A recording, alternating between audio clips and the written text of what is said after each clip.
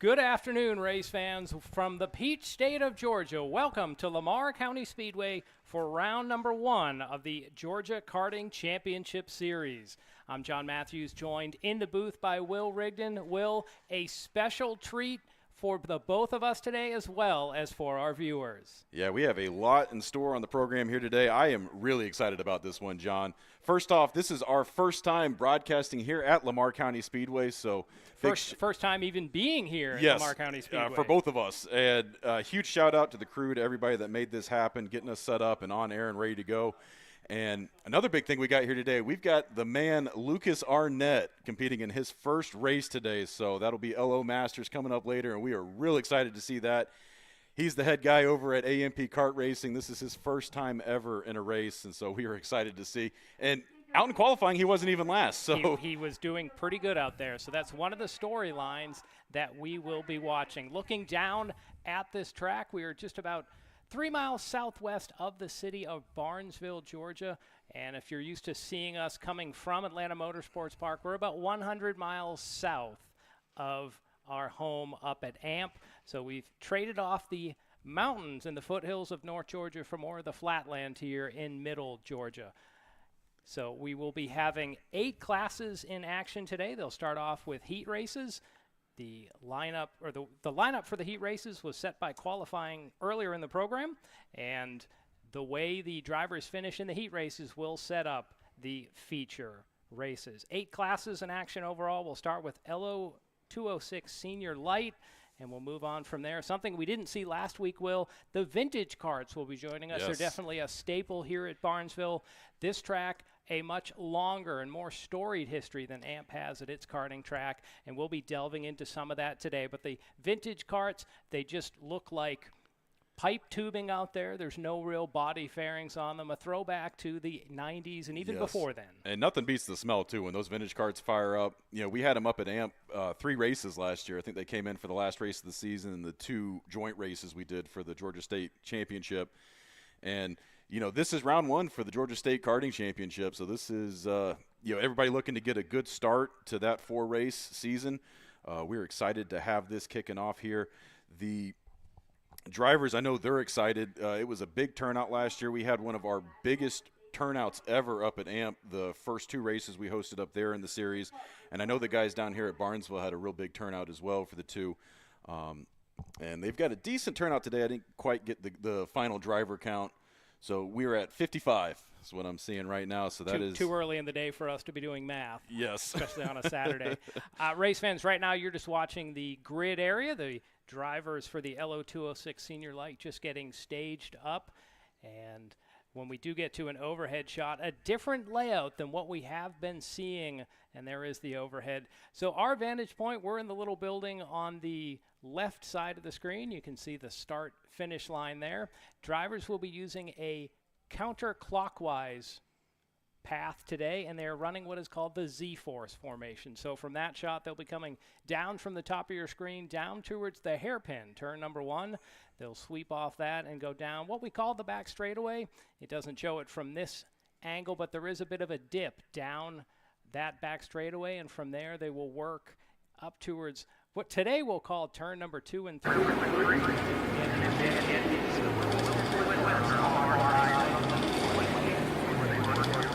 Into the banked final corner on the track that is known as the sweeper. And Will, with that banking, something else that we don't really see at AMP, the drivers will probably be able to go flat out on the throttle from the time that they've gone through the Wilson sweeper past the start-finish line. A little something to lean on. That is going to be a fun turn to watch, especially on some last lap battles as they're making their way through that turn. They've got a lot to shove that kart into and really take some speed into that turn.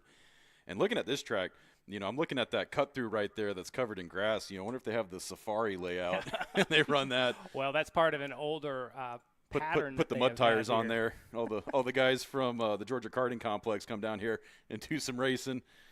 Now, in the top of that screen, you can see Georgia Highway 36 just heading down. If you took it to the right, that would take you to Barnesville. That is the county seat of Lamar County. Just to give you an idea, about 19,000 people live in Lamar County. So, Will, it's one of those counties where I imagine there's a single high school, you know, and a lot of people probably come out on Friday nights to support the county team when they take to the field. And another thing you can see out here, too, at Lamar County Speedway is they actually have a little RC car track out behind us. I don't know if you see that dirt track back there, but that is something that actually caught my eye because I'm into the hobby myself. And so that is a real nice facility back there. So if you're into RC car racing and you live south of Atlanta, definitely give these guys a visit. Do you want to give a mention to the crew that is helping us this afternoon?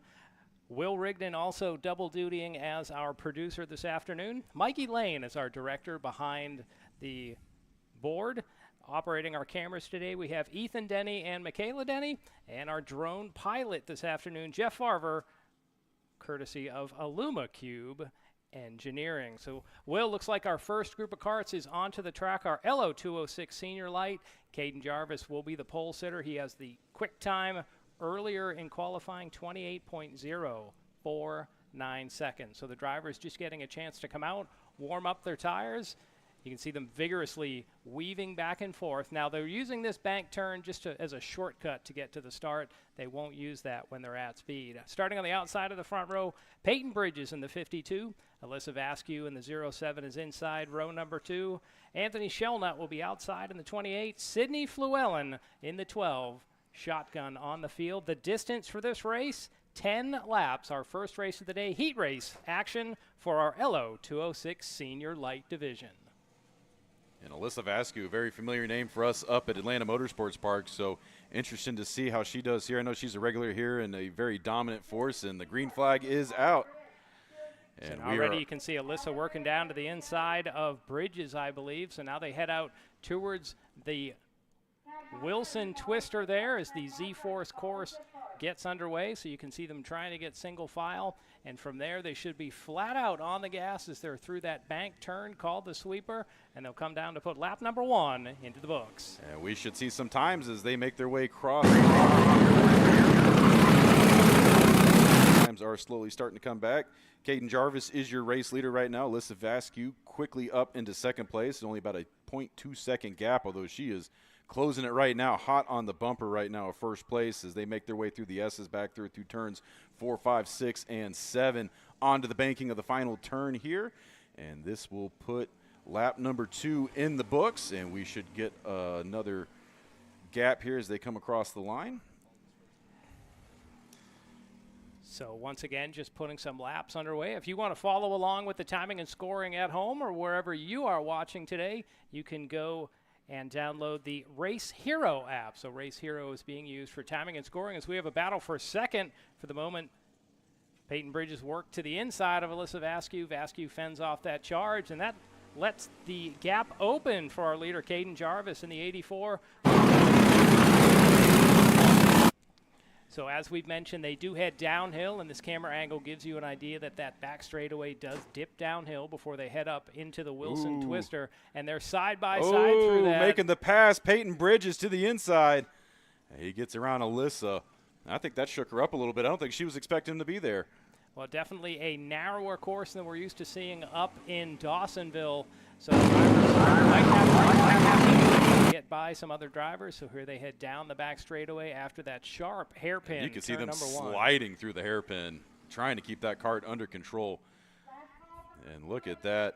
Caden Jarvis, he is off right now, although Peyton Bridges and Alyssa not letting them get too far ahead, which is kind of hard to do in these LO206s.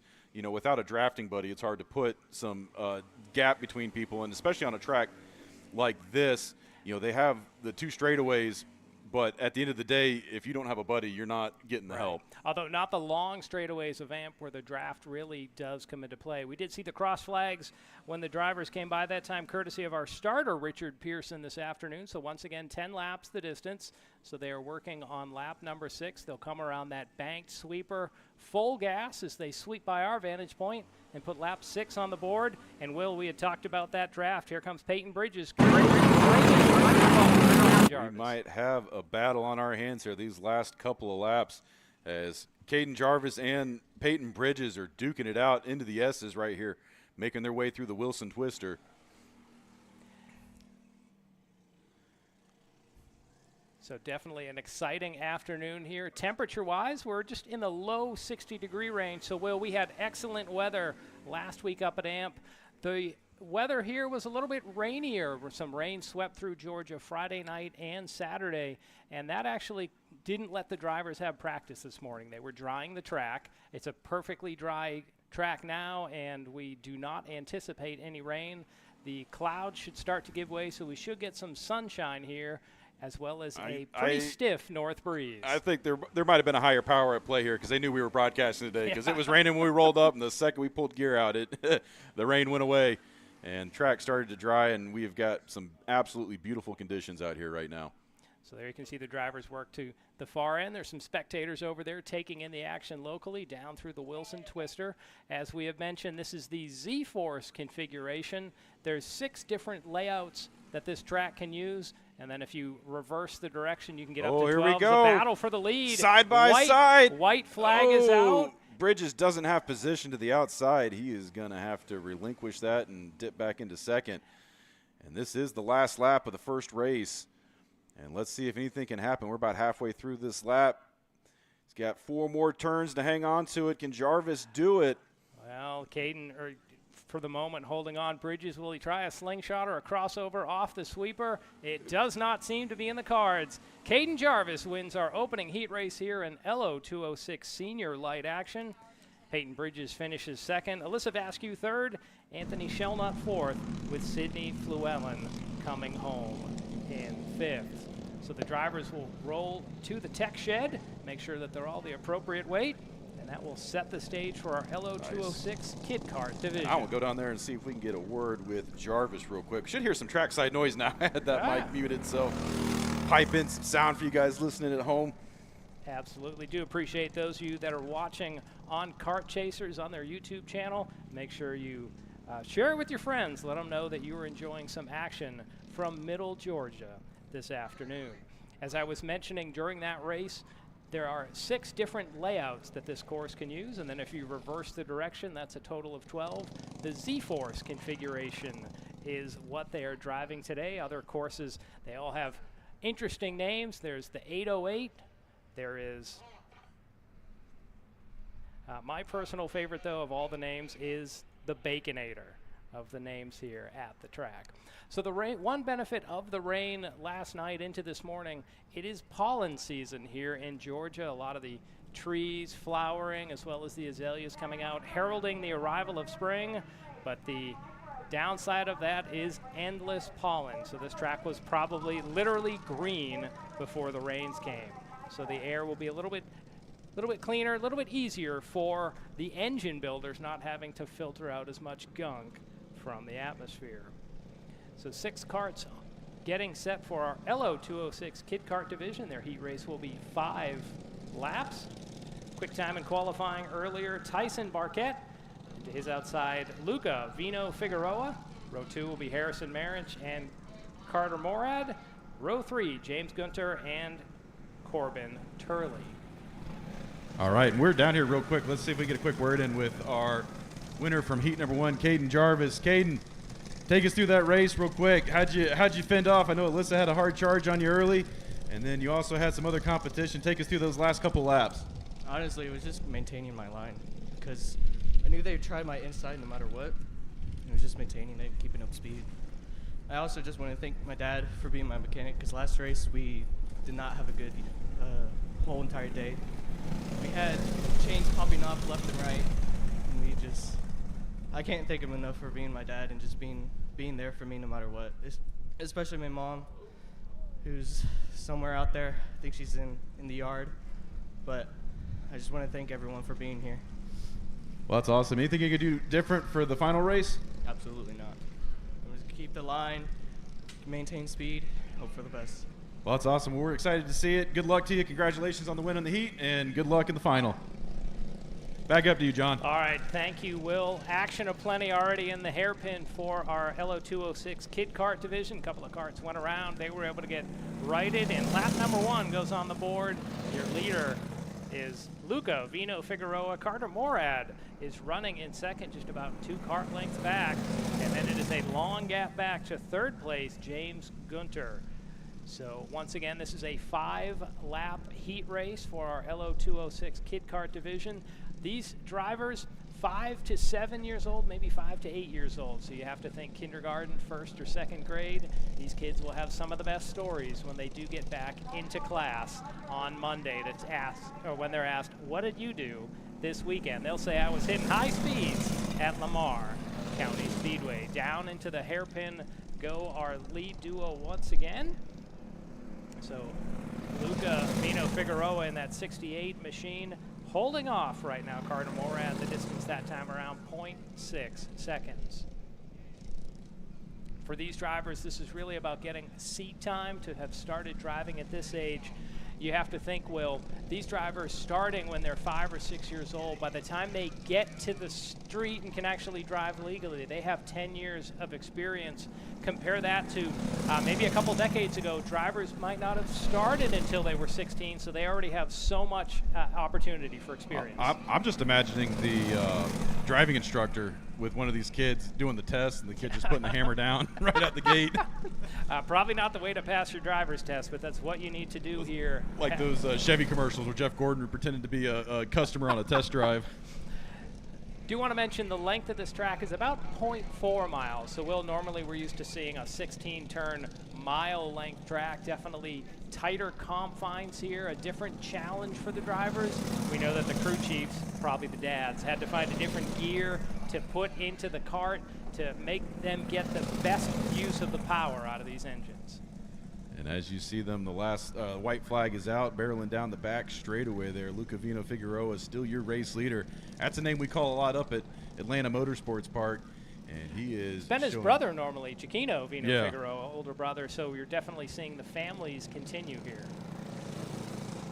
So Figueroa works through the sweeper. Once again, that banked corner. He's going to come down and see the checkered flag in the air.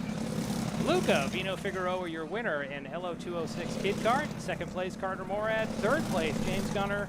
Then Harrison Marinch and Tyson Barquette rounding out your top 5. So once again, Will is going to head down, try to get a word with our winner. Always some of the best interviews with our Kid Kart division when they do have a chance to be on the microphone. Do want to mention some of the names of the staff that is helping make the race program happen. Our race director this afternoon is Mark Dennis. Vicky Forsyth is in charge of timing and scoring. As I've mentioned, our starter is Richard Pearson. And the mean man down under the tech shed, Glenn Forsyth, this afternoon. He'll be making sure that all the karts are meeting that minimum weight, as well as have all appropriate safety gear in place. The next race that will be on track is our Tag Micro division. You can see some of them staging up in the shed and getting ready to head out onto the grid. So we only have one kart that's been able to answer the call in our Tag Micro division, so it will be a 5-lap heat race. So we'll just see it getting warmed up. I believe that is Bo Stowers, a name we have called several times at Atlanta Motorsports Park. A little different configuration. When the Kid Karts run at AMP, they run the Jelly Bean, so it is almost an oval, although there is some up and down and one slight right-hand corner with the green flag in the air for Stowers. Here, drivers definitely getting a different set of curves thrown at them and some harder right-hand turns. So there we see that 35 of Stowers heading up to the far end of the speedway. So when we get a chance, we will check in with Will Rigdon if he's able to get a word with Luca down just outside of the tech area as we see Bo Stowers carving some turns. I got word he might have done an extra lap, so I think he's in the back as we're waiting on them to come across the scales. Well, kids definitely always looking to, find a way for some extra seat time as we see Stowers charge down the back straightaway. You see those plumes of whitish blue smoke out of the tailpipe. The Tag class is a 2-stroke engine. It's the same type of engine that you might have in a chainsaw or a weed whacker where you have to mix oil in with the gas.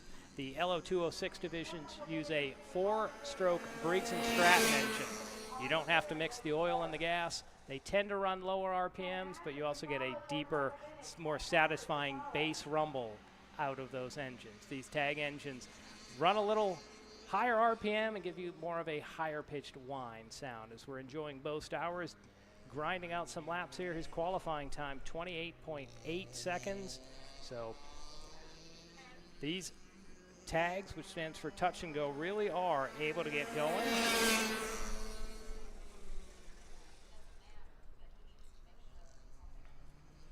Coming up after this, we will see our 4-cycle vintage carts on the track. Vintage carts, a throwback. You won't see much of the body work on these cars, just pretty much pipe, rails on the corners. In the lead up to the race, I did have a chance to walk into one of the buildings here where they have some photos from the past here at Lamar County Speedway as Bo Stowers takes the white flag. The photos date back to the 70s when this facility was hosting World Karting Association events, and you can definitely see the carts of the state-of-the-art back in the 70s will look a lot like the vintage carts that we will see on the track. So Bo Stowers, just a couple more turns. He's going to head around the sweeper. He will see the checkered flag waving in the distance. Bo Stowers, your Tag Micro Heat winner here at Lamar County Raceway.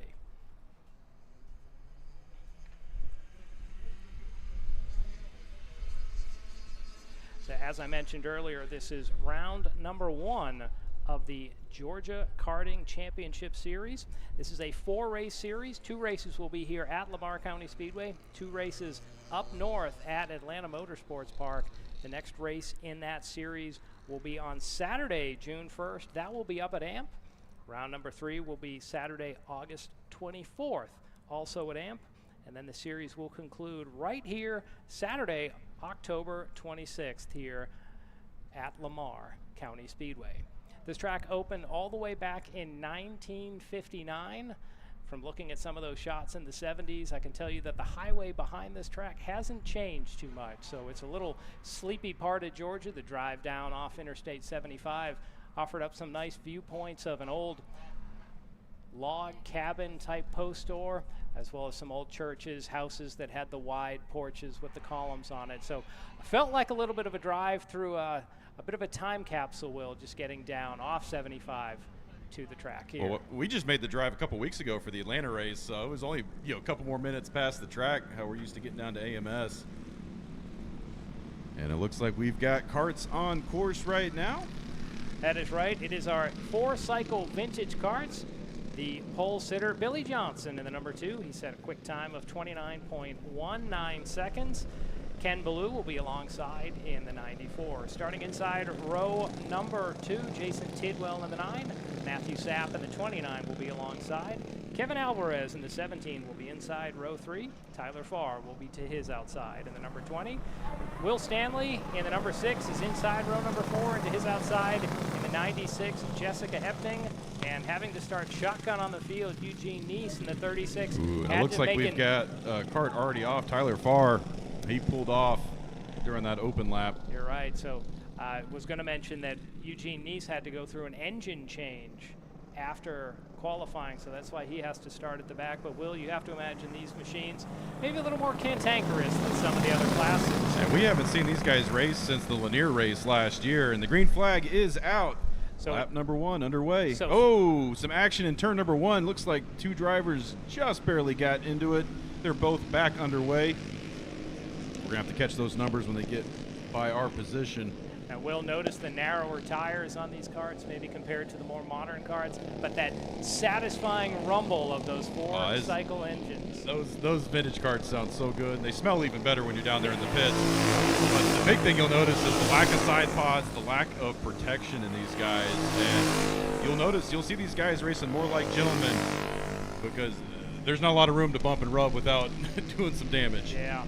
So we did have a pass, I believe, for 3rd back there. Lap 1 leader Billy Johnson is holding off Ken Ballou for the moment. So this is an 8-lap heat race. So, and the lineup with the results of this heat race will set up the features. So, Will, you have to imagine, maybe if you're in 2nd, you're okay in contentious rides. So maybe Ballou will ride and not press too hard for the leader, Billy Johnson.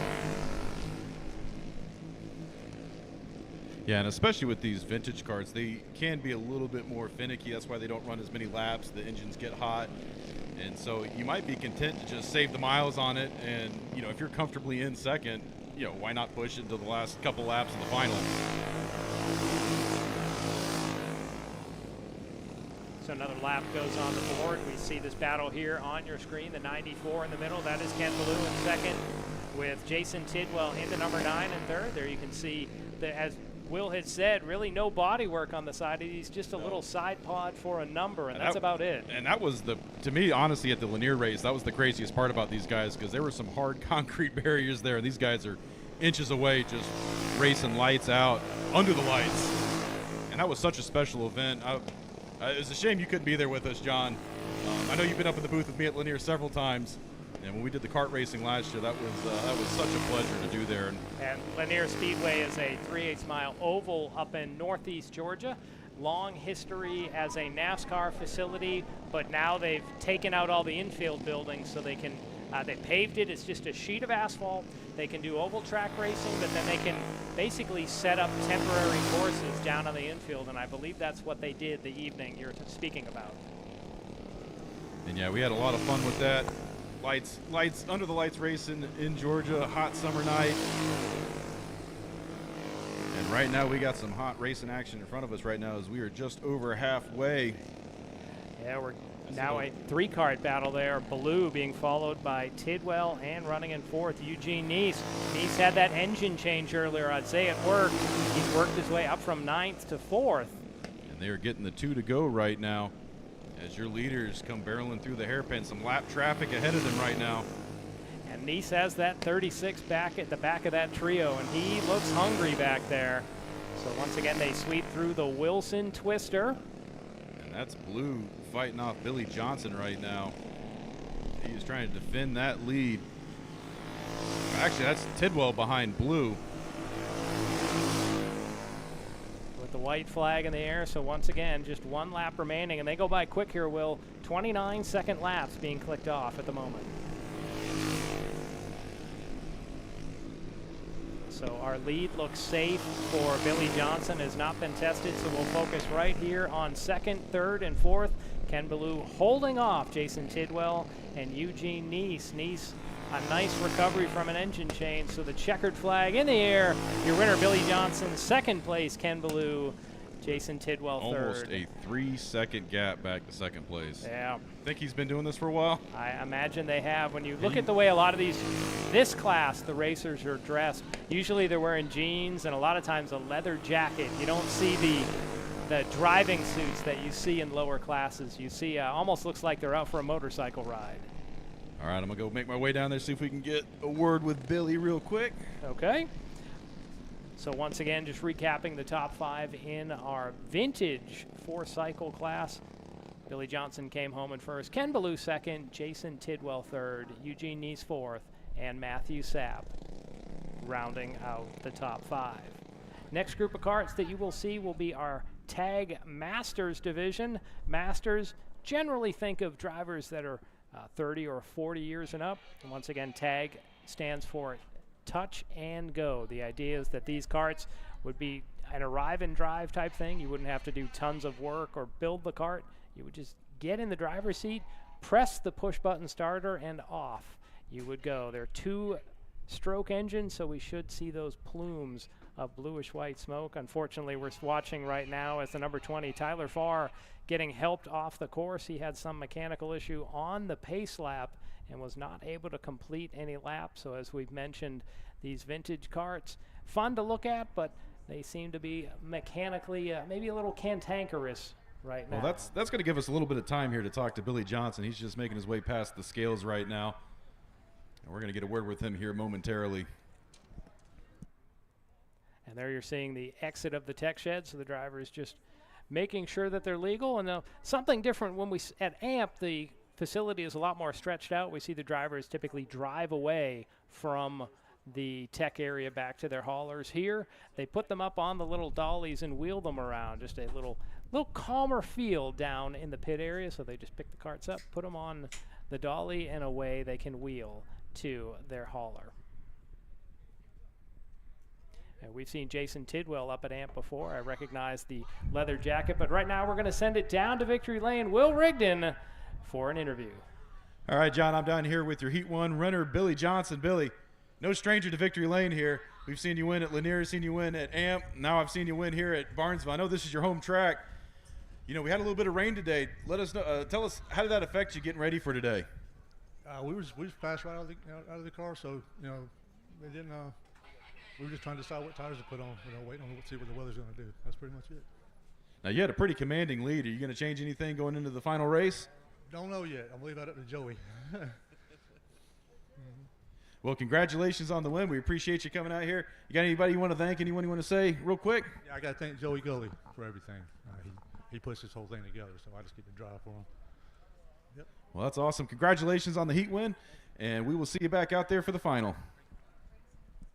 Thank you, Will. As we mentioned, next group of cars, the Tag Masters will be coming onto the track for their 10-lap heat race. Lamar County Speedway is the home of the Georgia Sprint Karting Association. If you want to find out more information about that group, maybe even become a member, go to thegska.com.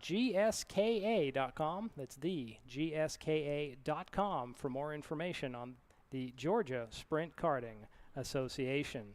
They have other races here at this facility in addition to the Georgia Karting Championship Series. The GSKA has been providing a fun and competitive, family-friendly racing environment since 2005. Their next race upcoming will be Saturday, April 20th.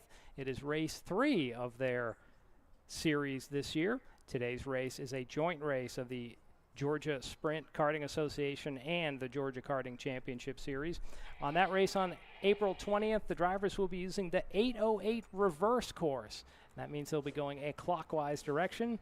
Next race after that will be race 4 coming up on Saturday, May 4th. They'll once again be on the Z-Force course, but they'll use the reverse direction. Race 5, Saturday, May 18th, on my personal favorite course. They'll be on the Baconator. That's race 5 coming up Saturday, May 18th. So as we've mentioned, the Tag Masters rolling onto the track under their parade lap. Quick time in qualifying was set by Kyle Clark in the number 25. He'll be on the pole. 25-second lap time. So they're just getting one more lap around, and you can see those plumes of white smoke will come out. These two-stroke engines sure provide a lot of kick to these lightweight karts. That is definitely why it is important to make sure they are nice and warm, because you don't want to go hit turn 1 on cold tires. The rest of the field, Sean Akins will be on the outside of row number 1 in the 22 kart. Stephen Evans in the 222 will be inside row number 2. Lon Washburn will be alongside in the number 5. And starting in the 3rd row in the 718, Richard Goldschrape. So 5 cars. We're going to go 10 laps. And, Will, these should go by very quick. This might be our fastest class this afternoon. We should definitely be seeing some mid-20-second laps coming out of these guys. So expect to see all 10 laps go before you blink. And they are wowing them down. And the green flag is in the air. They start just a little past the official scoring scoring look at that, point. going 3 wide. Out on the rumble strips there is that 222 of Steve Evans.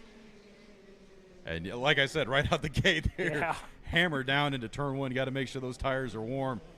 And look at these guys; they are already through the already through half the course into that banked final turn, and back onto the front straightaway. They come screaming by our vantage point to put lap number 1 in the books. Kyle Clark, your leader. Sean Akins in 2nd with Lon Washburn look at that. in 3rd. I think he went too off onto the apron there, or the rumble strip, and lost some of that traction. That can definitely happen. You get those rumble strips, they will upset the kart mightily, as now we see Evans pressuring our leader, Kyle Clark, in that 25. They duck their heads maybe to get a little more speed down the straightaway before they'll get on the brakes. And, ooh, I thought one was going to spin out going into that hairpin.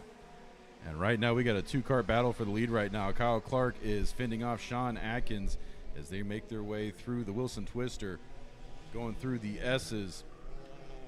And we'll need to see what that gap is as they get back to the line. Sean Atkins running a slightly faster lap that last time by. But we're going to have to see what that current gap is. They are about 1 kart length separating the 2 of them right now as they go down that dip, down the back straightaway into the Z4 section here. Now you have to imagine that Akins is just waiting for Clark to make a mistake that he can capitalize on. That's the major right-hand turn there on an otherwise mostly left-handed turn. Once again, they scream by our vantage point to put another lap in. That is about a 1/4 of a second gap right now, 0.25 at the line. So our top 2 is broken away from the rest of the field. Maybe Aikens trying to find a little different line, go wide, go inside, try to find a little something to get by that 25 of Kyle Clark. But right now, Will, he is just locked in the tire tracks. And the field is pretty gapped out behind them, so we are watching the closest battle on track right now. So always exciting when you got 2 karts fighting it out for the lead. And now interesting there, you can see your leader reach over, Kyle Clark. They have tape over the radiator to manage the temperature, so you can see him reach over and just rip off a piece of that duct tape. It's not aerodynamics, but his engine must be running a little hot. Like the tearaways on the visors. Well, yeah, but his engine must have been running a little hot, so he takes a little tape off to get a little more of that cooling air into the radiator. Tags, probably the only class today that is running a radiator. Most other classes are cooled. Ooh, thought about it. Yeah, for a moment, just show the nose. So most of the other classes are air-cooled engines. These water-cooled, a radiator, a small water pump to get. It's more performance. How much horsepower are we talking out of these? We're in 30, yeah. Okay. Which on a cart with driver that might weigh 400 pounds. Ooh, bumper to bumper there, down off the hairpin. Giving him the shove down the back straightaway. They are drafting. Look at that. So these carts, when you're talking 400 pounds, 30 horsepower gives you a pretty peppy weight to horsepower ratio. Maybe he was trying to get him off his line a little bit, get him going a little bit faster than he's used to into that braking zone. As we see the 2 to go signal, 2 more laps. Our drivers might be coming up on a slower car. That is Richard Goldschrafe in the 718. We'll see. We do see some passing flags out, so we'll see if that might impact the finish yes, here. there is some lap traffic ahead of our leaders right now. This is a tight track. It's hard to get out of the way He's on going this to facility. yield. That looked like Richard Goldschrafe. Yep, so Goldschrafe gives way as the white flag's in the air. Kyle Clark, your leader, Sean Aikens in second. Then it is about, I'm going to say, a 4-second gap back to Lon Washburn running in third. And that's another name we're familiar calling up at AMP. But he has got a mountain to climb if he's going to catch back up to the leaders, and I don't think he's going to do it. Did you see that rear tire come up off the ground as they went around that sharp right-hand corner? He was trying to use every square inch of that racing surface, and it did not work out. Checkered flag is out. Kyle Clark, your winner in our tag Masters Heat race this afternoon. Sean Aikens comes home in second. Lon Washburn third. Steve Evans fourth, with Richard Goldschrafe in fifth. So you definitely saw some things there, race fans, courtesy of the great camera work. Ethan Denny down on the backside, able to see the carts leaning over through that sharp right-hand turn, the right rear wheel pulling up off the ground. These are a solid axle. There's not really any suspension there, so sometimes the drivers want that to happen so that the car will rotate through those tighter corners. You would think having all 4 tires on the ground would give greater grip, but to make them turn, sometimes they want to pull that inside wheel up just to make things corner a little bit better. Sorry. I say we call that camera position the cowboy cam out there with Ethan. The cowboy cam. So we're just getting a span across the facility here. Clouds have once again come over the track, so might have some cooler temperatures on the asphalt for our next race, the LO206 Cadet Green Division. I know Will is on location down at the tech area. We'll have to see if he's able to get one of our drivers for an interview as I hear the engines warming up for our next class.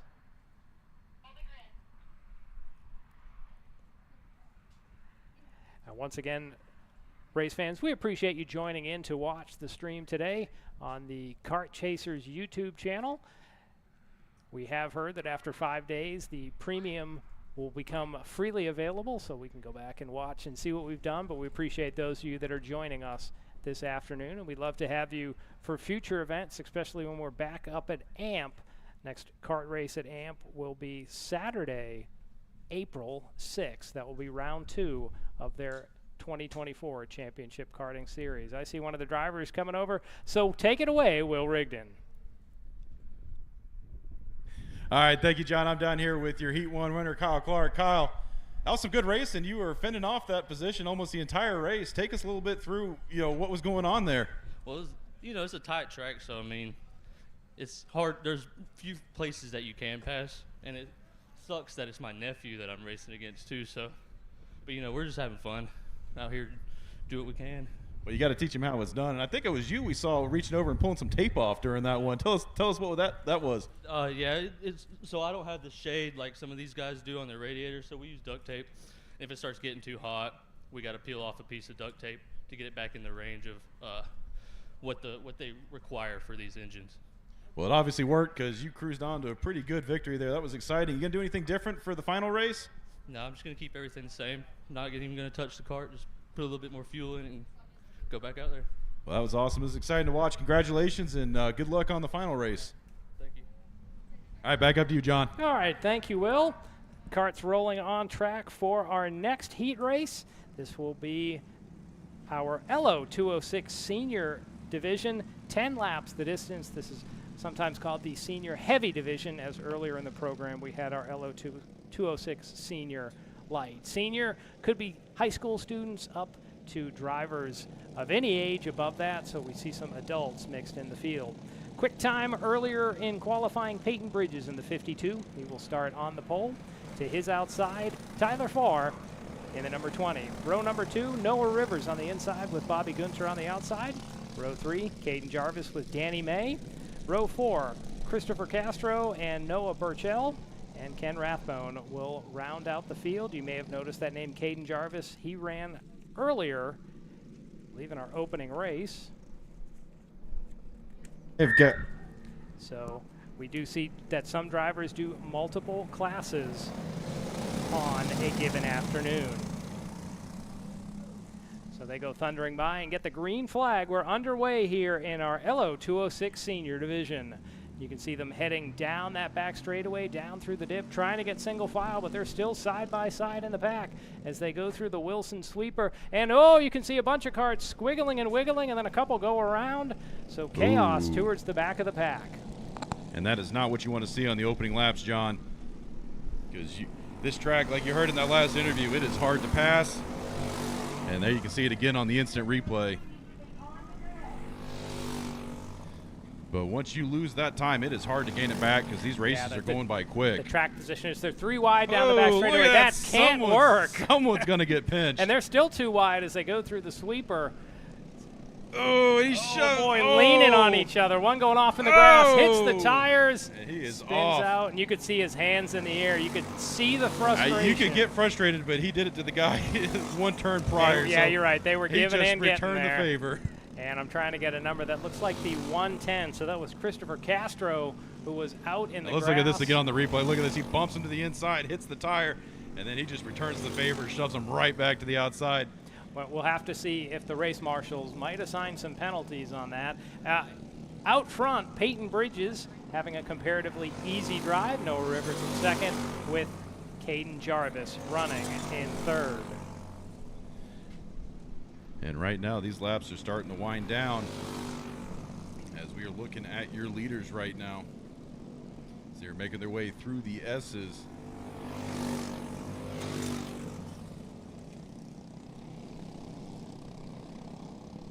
And right now, you got Peyton Bridges off to a healthy lead out front.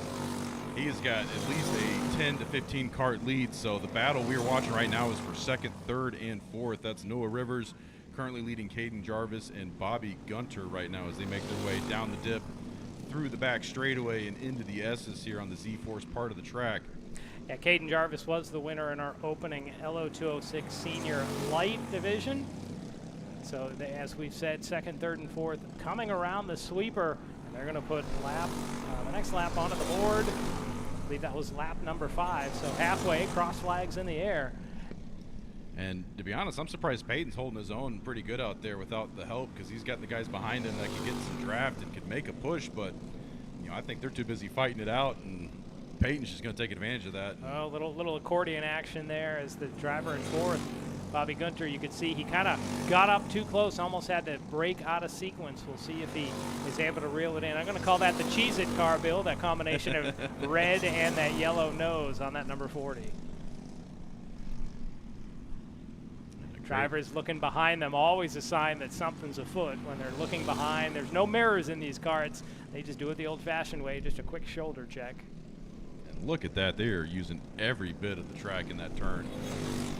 And they almost have to be able to set that kart up, but they're losing traction as they make their way through there on the apex. Yeah, out front, Peyton Bridges is able to sweep by Ken Rathbone, who goes 1 lap down. Rathbone stays to the outside, so the second, third, and fourth able to sweep past. There you could see that lead that Bridges had. And, Will, this track has to be harder to draft on than AMP. We don't have those quite the same long straightaways. It's definitely more of a short track battle here versus a super speedway. I was going to say, by the time you get up in the RPMs on these 4-stroke rigs, you're already at the end of the straightaway.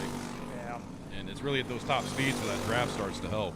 2 laps to go, so just about a minute of racing, a minute of work left for these drivers. Once again, seniors, they could be high school students up through 20s and 30s, but these, one of our most competitive classes, Will. I think last week this was the group we had 32 drivers signed in for this class. It was insanity. Monster of a class. It was like a snake out there on track. And I've heard they've had races like that here before in the past. They've had national event races here where they've had 30-plus drivers in a class, and some of the photos in the building, you see them. They were all the pipe classes, but big, 2x2 back through the field, and some names like Lake Speed, Scott Goodyear, Mark Dinsmore, among the drivers that have graced this facility in the 70s. So the white flag is in the air. Peyton Bridges continues to lead. We see this trio tucked together, heads bobbing and weaving. Oh, that was the checkered flag, so the race has concluded. So Peyton Bridges in that number 52 kart will bring home the victory in heat number 1, and I'm going to make my way down there, see if we can get a word with him. All right. So I'm going to leave the fans with you up here in the booth, John. While Will does that. Unfortunately, I can't talk to you while I'm walking down there because the speakers like to screech pretty hard. So the next group of karts that we will see on the track are LO206 Cadet Green.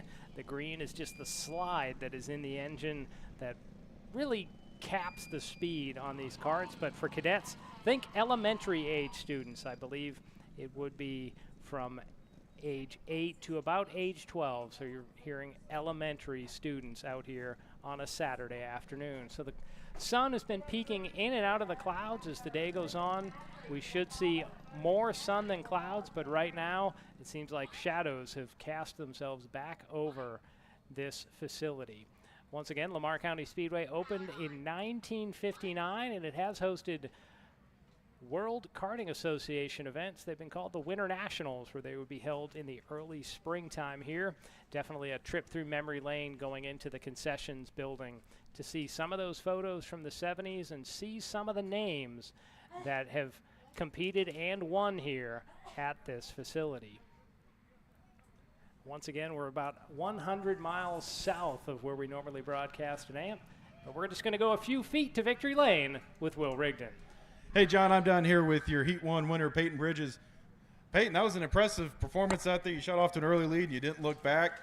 Take us through. What was the keys to success there? Yeah, we had a pretty good start there. I knew if I could have got out front, just checked out, I would have been pretty good there. So just can't thank Robert's Kart Shop, my mom and dad, and just everything that they've done for me. Well, that's awesome. Do you got anything you're going to do different for round number 2? Hopefully I can do the same thing, and yeah. I got you. Was there anything you did different today? Because I know we had some rain this morning. Were you doing anything? Did you have to scramble at the end, make any changes, or did you just put the slicks on and go? We just kind of put the slicks on and hope for the best.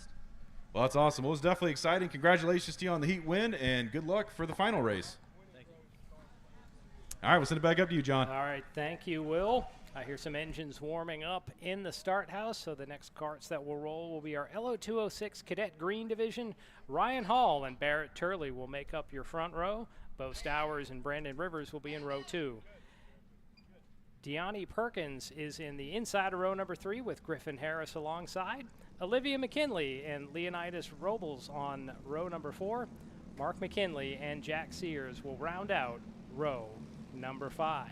They'll go 8 laps in this heat race. Once again, the finishing order will set up the starting order for the features later in the race program. So our field's going to come off through the Wilson's twister and try to get stacked up. I see our starters giving the 1 lap to go sign. And once again, they want the field to be 2x2 as they come through. It's hard to maintain that through the tight Wilson twister. The Wilson twister is named after Mr. Dick Wilson, who built this track in 1959. Barnesville held the very first WKA 4-cycle national event. So now the field looks to be trued up, stacked up 2x2. And I can see our course marshals just making sure that their speed is slow, that they're 2x2, and they're getting tightened up. They're going to head down towards turn number 1. Let's see if we get a start. Green flag is in the air. We're underway with our LO 206 Cadet Green class. Whoa, we got some contact and some spins out of the hairpin turn number 1. Looks like every driver was able to get righted, but we're going to see some churn in the running orders out front. They're all single file. Another kart goes around through the Wilson Twister. Ooh, but he gets back. So we've seen action aplenty, and we've only put lap number 1 on the board. Out front, Ryan Hall has had a comparatively easy drive. Oh, he just ran out of real estate there on the replay. He was cooking a little too hard, tried to pull that kart in, and the back end came out on him. So we're watching right now. This is the battle for 3rd, 4th, and 5th. Running in 3rd right now, Deani Perkins with Barrett Turley hounding her rear bumper. Oh, we got another spinner. Look at that. I think that was your race leader. No, that was 3rd place Perkins. Ooh. So she's going to try to get the kart spun back around. That's going to be hard luck because that's going to put her towards the back for the start of the final. She's going to have a mountain to climb now.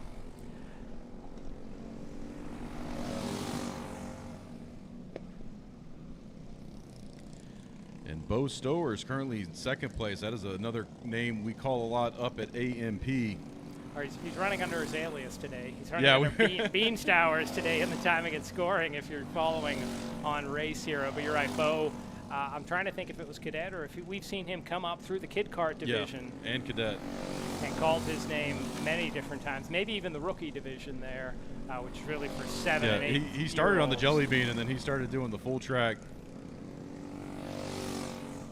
And awesome to see drivers having success. Already the crossed flags are up, so halfway for our leader, Ryan Hall, who has opened up a substantial advantage over Bo Stowers. 4 seconds. Now, Will, I know that for the feature races, the driver that can win by the largest margin of victory might get, I think it's $100. We'll check on that. So the drivers out front have some incentive to keep piling on the pressure.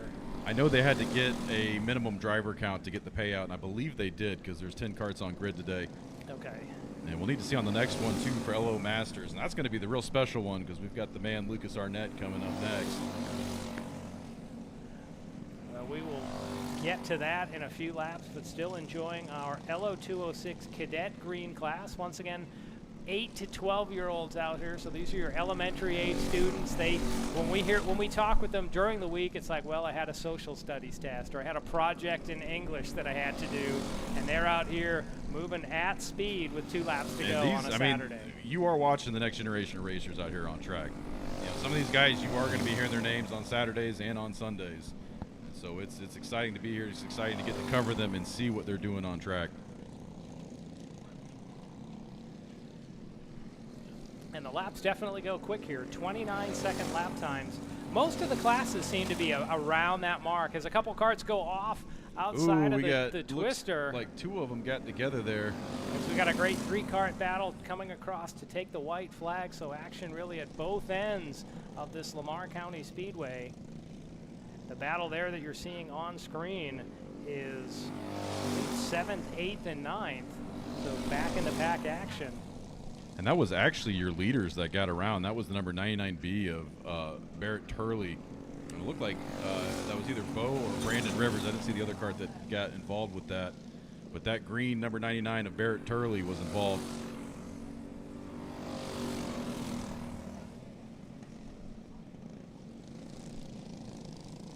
So all kind of action happening here. As our flagman looks down, the checkers are going to be out in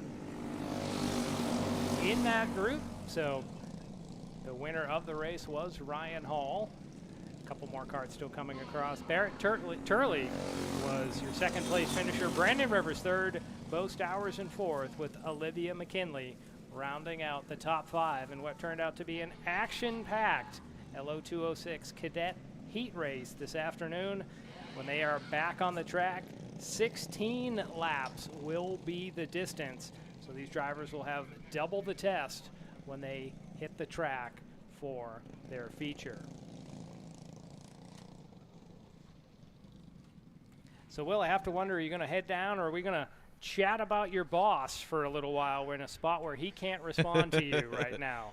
I don't know. On a normal week, Will, you're the director of digital content at Atlanta Motorsports Park, and Lucas Arnett is the general manager up at AMP. Well, today, Will's joining me in the booth as not only one of the announcers. I would say he's the general manager of the kart track. Of the kart track, okay.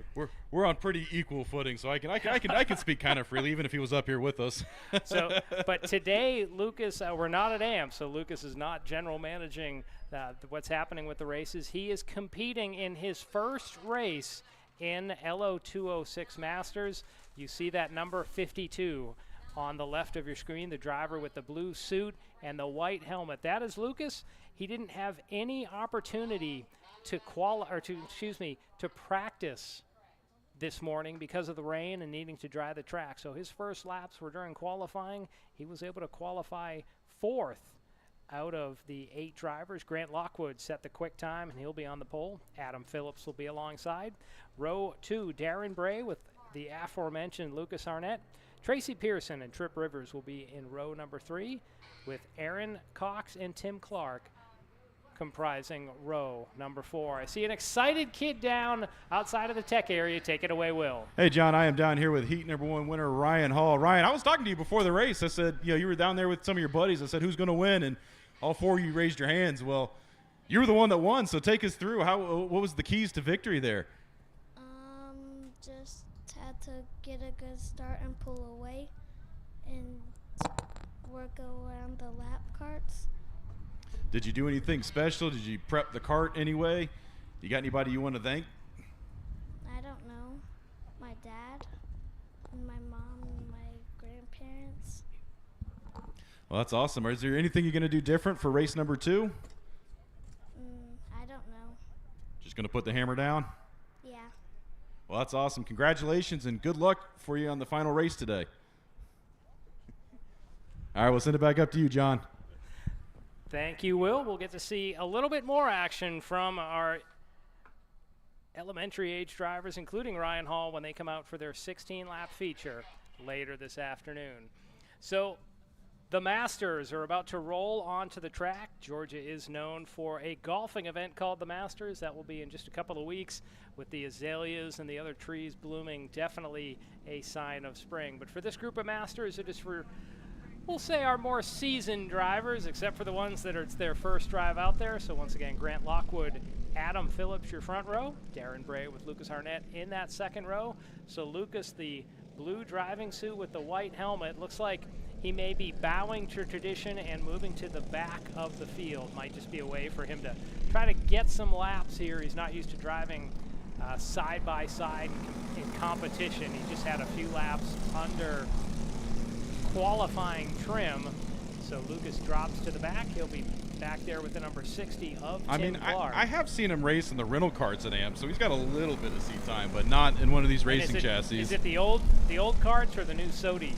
Sodi carts that are up all there? of them, and we're pretty close together. He's a pretty fun guy to race with, so I expect to see him to be a big gentleman out here on track today. Well, one thing he did mention after the qualifying was how physically demanding it is to be in one of these carts. So we're seeing them stacked up 2 by 2. We'll talk more about that as we see Grant Lockwood and Adam Phillips roll down with the green flag out, and we're underway. And there goes your field, 2 by 2, barreling into turn 1. Look at at that! Oh! Look out! Couple of carts. And look at that. Lucas Arnett already getting a couple of places off of that. And I think he might have gotten sideswiped there, but he's able to stand away. Oh, and look, he trucked through someone there at the Wilson Twister. That was Lucas gave him the shunt. As we we're wrecking having ball. a good time up here. Going Miley Cyrus at the back portion of the course there.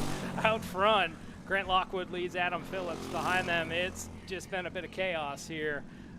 Trip Rivers third, Aaron Cox fourth, with Tracy Pearson in fifth. And it looks like things are starting to spread back out there in the mid-pack. But look at this. Right now we are following, that looks like the 207 to Grant Lockwood. Look at that rear bumper. That is at a very wild angle right now. I'm not sure if that is legal or not. Well, we'll find out later about that tech, thing but is you're right. bent all the way back. There's no valence. There's nothing on it other than the metal back there. So we're top 2, nose to tail with 2 laps into the books. Yeah, forgive my ignorance. We're on the road. Yeah. At first I thought the number plate had fallen off and was dragging down, but that doesn't appear to be the case. He's just got a little camber in that rear bumper. Yeah. Now, coming out of his cart after Lucas said how physically demanding it was, as Arnett's running in third, just sort of. And look at that, already on the steady. podium. Yeah. No practice, first race, just throws the suit on and heads out there. Well, he also plowed through someone in the twister. Yeah, I'll have to talk to race control, see if that was a penalty or not. But he did mention how physically demanding it is, where you have to almost remember to breathe out there, because when you want to stay very solid in the seat so that the cart will handle right, and you might forget to honestly breathe out there. Then you're behind on your oxygen, and then everything just gets messed up from there. And we are following the leaders again. Right now, coming down the back straightaway, down the dip. You can see the noses chatter there. Over the years, the course, they get a little bit worn. You get some freeze cycles. You can get some expansion, some contraction. You get some little bumps that to a passenger car would be nothing, but these carts have no suspension in them. The driver is going to soak up every one of those little ripples. No, they don't. And right now, first and second fighting out. It looks like Lucas Arnett's about to have some competition, although he's given the point by the don't say he's not a gentleman. Yeah, Aaron Cox is able to get up to third for now. If Lucas hits the podium, I don't think his head would fit in the building. I'm pretty sure if this was the final race, he wouldn't have given that that point by. Top 2 still nose to tail as we're focusing in on the battle for third and fourth here. That's Lucas in the blue suit with the white helmet. Aaron Cox is in the red and white suit. Now we're back to our leaders coming through the hairpin, down that back straightaway through the dip. And it just seems like Grant Lockwood, Adam Phillips, for the moment, and entente has been formed. They're content to just follow in each other's tire tracks. And, with this being the heat race and not the points race, I'm pretty sure they're going to be content to ride this out. We might see some action heat up towards the end, but they're both going to be in the front row at the start of the final race. So, I don't think either one of them would want to jeopardize that. 7 laps in the books. I also don't want to risk a penalty where No. if you do something, if you bump a driver and then instead of starting second, you're starting at the back of the field, which would be a really killer penalty. As we do see, I saw one cart off to the side just briefly at the exit of the Wilson Twister. That might be Tracy Pearson, only scored with 1 Yeah, lap there's in a the books. driver standing out there by the fence. We can see him. And there's 2 to go right now. So our leaders once again go through turn number 1, a.k.a. the hairpin, and head down the little bit of the hill here. Well, we say little bit. It's about 10 feet between the high and the low point. Compare that to upwards of 50 feet up at AMP, including that signature But roller coaster. I bet you it U-turn. still gets a run coming down that back straightaway. Gravity does help. Well, and you probably hear it in the engines where they'll be right up on I believe they have a rev limiter in these. With the white flag in the air, Grant Lockwood's opened up a couple of cart lengths. We'll see if Adam Phillips can mount one last charge. And that gap is increasing right now. Just trying to be steady in that 207 machine. One slower cart in front of them. They probably won't get to him before the end of the race. They come around that banked sweeper corner and picking up the win here in our LO206 Masters Heat Race. Grant Lockwood with Adam Phillips in second. Now we will wait for third place to come around, and there's Aaron Cox flashing across the line in the number 28. And the man of the day, Lucas Arnett, comes over hand raised to be in fourth place. So you know what? He's going to be able to say I got a top 5 in the heat race. And he's going to be in a good position for the final race.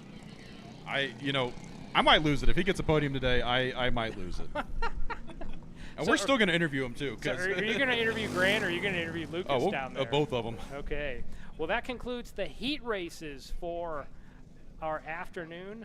We're going to have a 10-minute break, and then after that, we will be back on track for feature racing action. The results you saw in our heat races, that's how the fields will line up for the features. Double the distance, though. They'll do twice the number of laps. So what that could mean is for Kid Karts, it would be a 10-lap feature all the way up to 20 laps for our LO206 Senior Light, Tag Master, and the LO206 Master. Cardiovascular and strength training will come into play in a 20-lap feature. These drivers will probably feel beaten up and tired by the time they step out of the seat. So once again, we did mention a 10-minute break. We appreciate those of you that are joining us on Kart Chasers for the broadcast this afternoon. Once again, I'm John Matthews, joined by Will Rigdon. You're looking live at Lamar County Speedway in Middle Georgia, not our normal broadcast spot up at Atlanta Motorsports Park in Dawsonville. This is our first visit here, and we're having a great time just outside of Barnesville, Georgia. We're about 50 miles south of the capital in Atlanta, and it's about 50 miles north from the capital to AMP. So I'm hearing some background noise, must be some cheering for Lucas. So, Will, why don't you take it away? Well, I'm actually down here with your race winner, Grant Lockwood. We'll get to Lucas here in a minute, but right now we got first place and your winner of heat number 1. Grant, take us through that. That was a pretty exciting race. A lot of action in turn 1 there. How'd you keep it clean? I just kept going forward. I didn't see any of it, so I just saw people going off and whatnot, so I just kept driving and hitting my marks, so. Did you do anything special getting ready for today? I know we had some rain this morning. Any scrambling at the end, getting ready for this afternoon? Not really, just standard adjustments throughout the day. Before I get along too far, I got a lot of people to thank. I mean, everyone that volunteered here today to put this race on. You guys, of course, for being here. MGM Chassis, Jam Racing, those guys helped me a lot. Robert's Kart Shop, I mean, those guys are all great, so a lot of people. Well, that's awesome. Well, it's definitely exciting to watch. You going to do anything different for the second race or the final race? I'm sorry, we're used to calling race 1, race 2 up at AMP, but it's heats and finals here. You going to do anything different? I may or I may not. Don't keep them guessing. Well, congratulations on the win. Good luck in the final race. And, yeah, let's see if we can grab Lucas here for a second.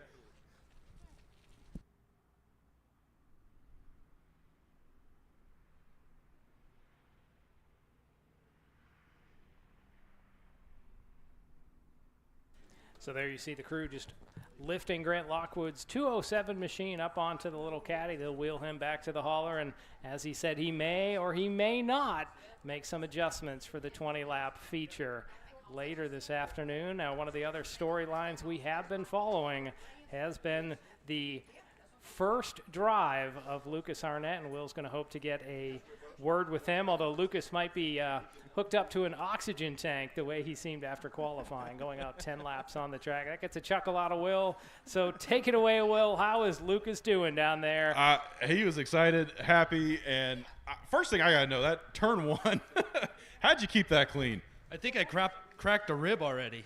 I don't know. I mean, that one is insane. There was some mayhem in the back with all the other guys, and I just got lucky and got to pass them all because they took each other out. But yeah, your reflexes in this sport is insane. So kudos to all these drivers. This will probably be my first and last race, but we'll see. I may feel froggy again. Now, I was going to say, you've race directed, you run the show up at AMP. Going from the booth down onto the track, because usually people do it the opposite way. They go to the track and then up to the booth. What is that experience like? I mean, it's intense. I mean, for this track to be my first ever race, probably not the smartest choice for me, but I figure if I can do it on this track, then I can do it on any track. So we'll see where the future goes of racing. But thanks to Robert's Kart Shop and Sleigh Racing for giving me the opportunity to ride, as well as Xander for doing all this stuff. Kart Chasers is a huge factor of our program at Atlanta Motorsports Park and helping us out with this Georgia Karting Championship Series. Thank you to Stacy for helping me put this together, and as well as the broadcast crew as always. We couldn't do this without y'all either, so thanks for giving me the chance. And hopefully, Chase Elliott, you see this, I'm wearing your shirt. First race, I didn't finish in last. So I got one more question for you. I saw you give a couple point buys. You're being a real gentleman driver out there. You going to do that for the final race? Probably. I saw Aaron get taken out, and I bumped him once. I almost pushed him out in one of those turns in the S's, and so I saw him catching up on me every lap, and I was struggling to breathe, so that's why I was like, just go by me, I'm not battling this. And I saw everybody else get taken out, and so I just wanted to finish the race. Well, we were excited up in the booth. You went from pretty much last to third there on that first turn, and we were about losing if you get a podium on the first one. So yeah, that would have been awesome, but we'll try again. We'll see what the final has. Maybe these guys will keep racing each other, and we'll see where it goes. Well, congratulations on a fourth place finish, and good luck for the final race. Thank you. Lucas Arnett, everybody. Send it back up to you, John. All right, thank you, Will. I have to imagine there'll be another dimension in Lucas's annual review when it comes time for that at the end of the year, saying that he was out getting a first-person view of what it's like to be behind the wheel of one of these karts, especially it's easy to sit at home and just think they're just out riding around. It is a lot more demanding mentally and physically for the drivers. Every single lap trying to push the envelope to get the most speed that they can. So once again, just a brief intermission here. We'll be setting up with our feature races. That's going to start with our LO206 Senior Light. Then after that, our LO206 Kid Karts, Tag Micro, the 4-cycle vintage cars, Tag Masters, LO206 Senior, LO206 Cadet Green, and then we'll conclude our program with the Masters, the group that you just saw on track for their heat race.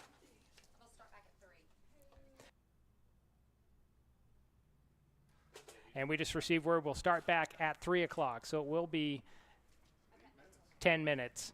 So take a break, and we'll be back with you shortly.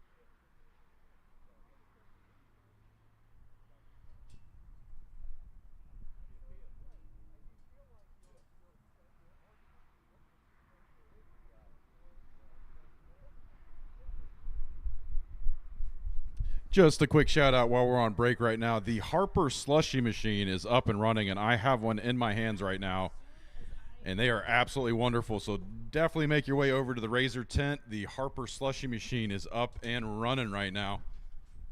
So if you are craving a nice cold treat, definitely go over there, see Miss Harper, and grab yourself a slushy. Really? I mean, really, Will?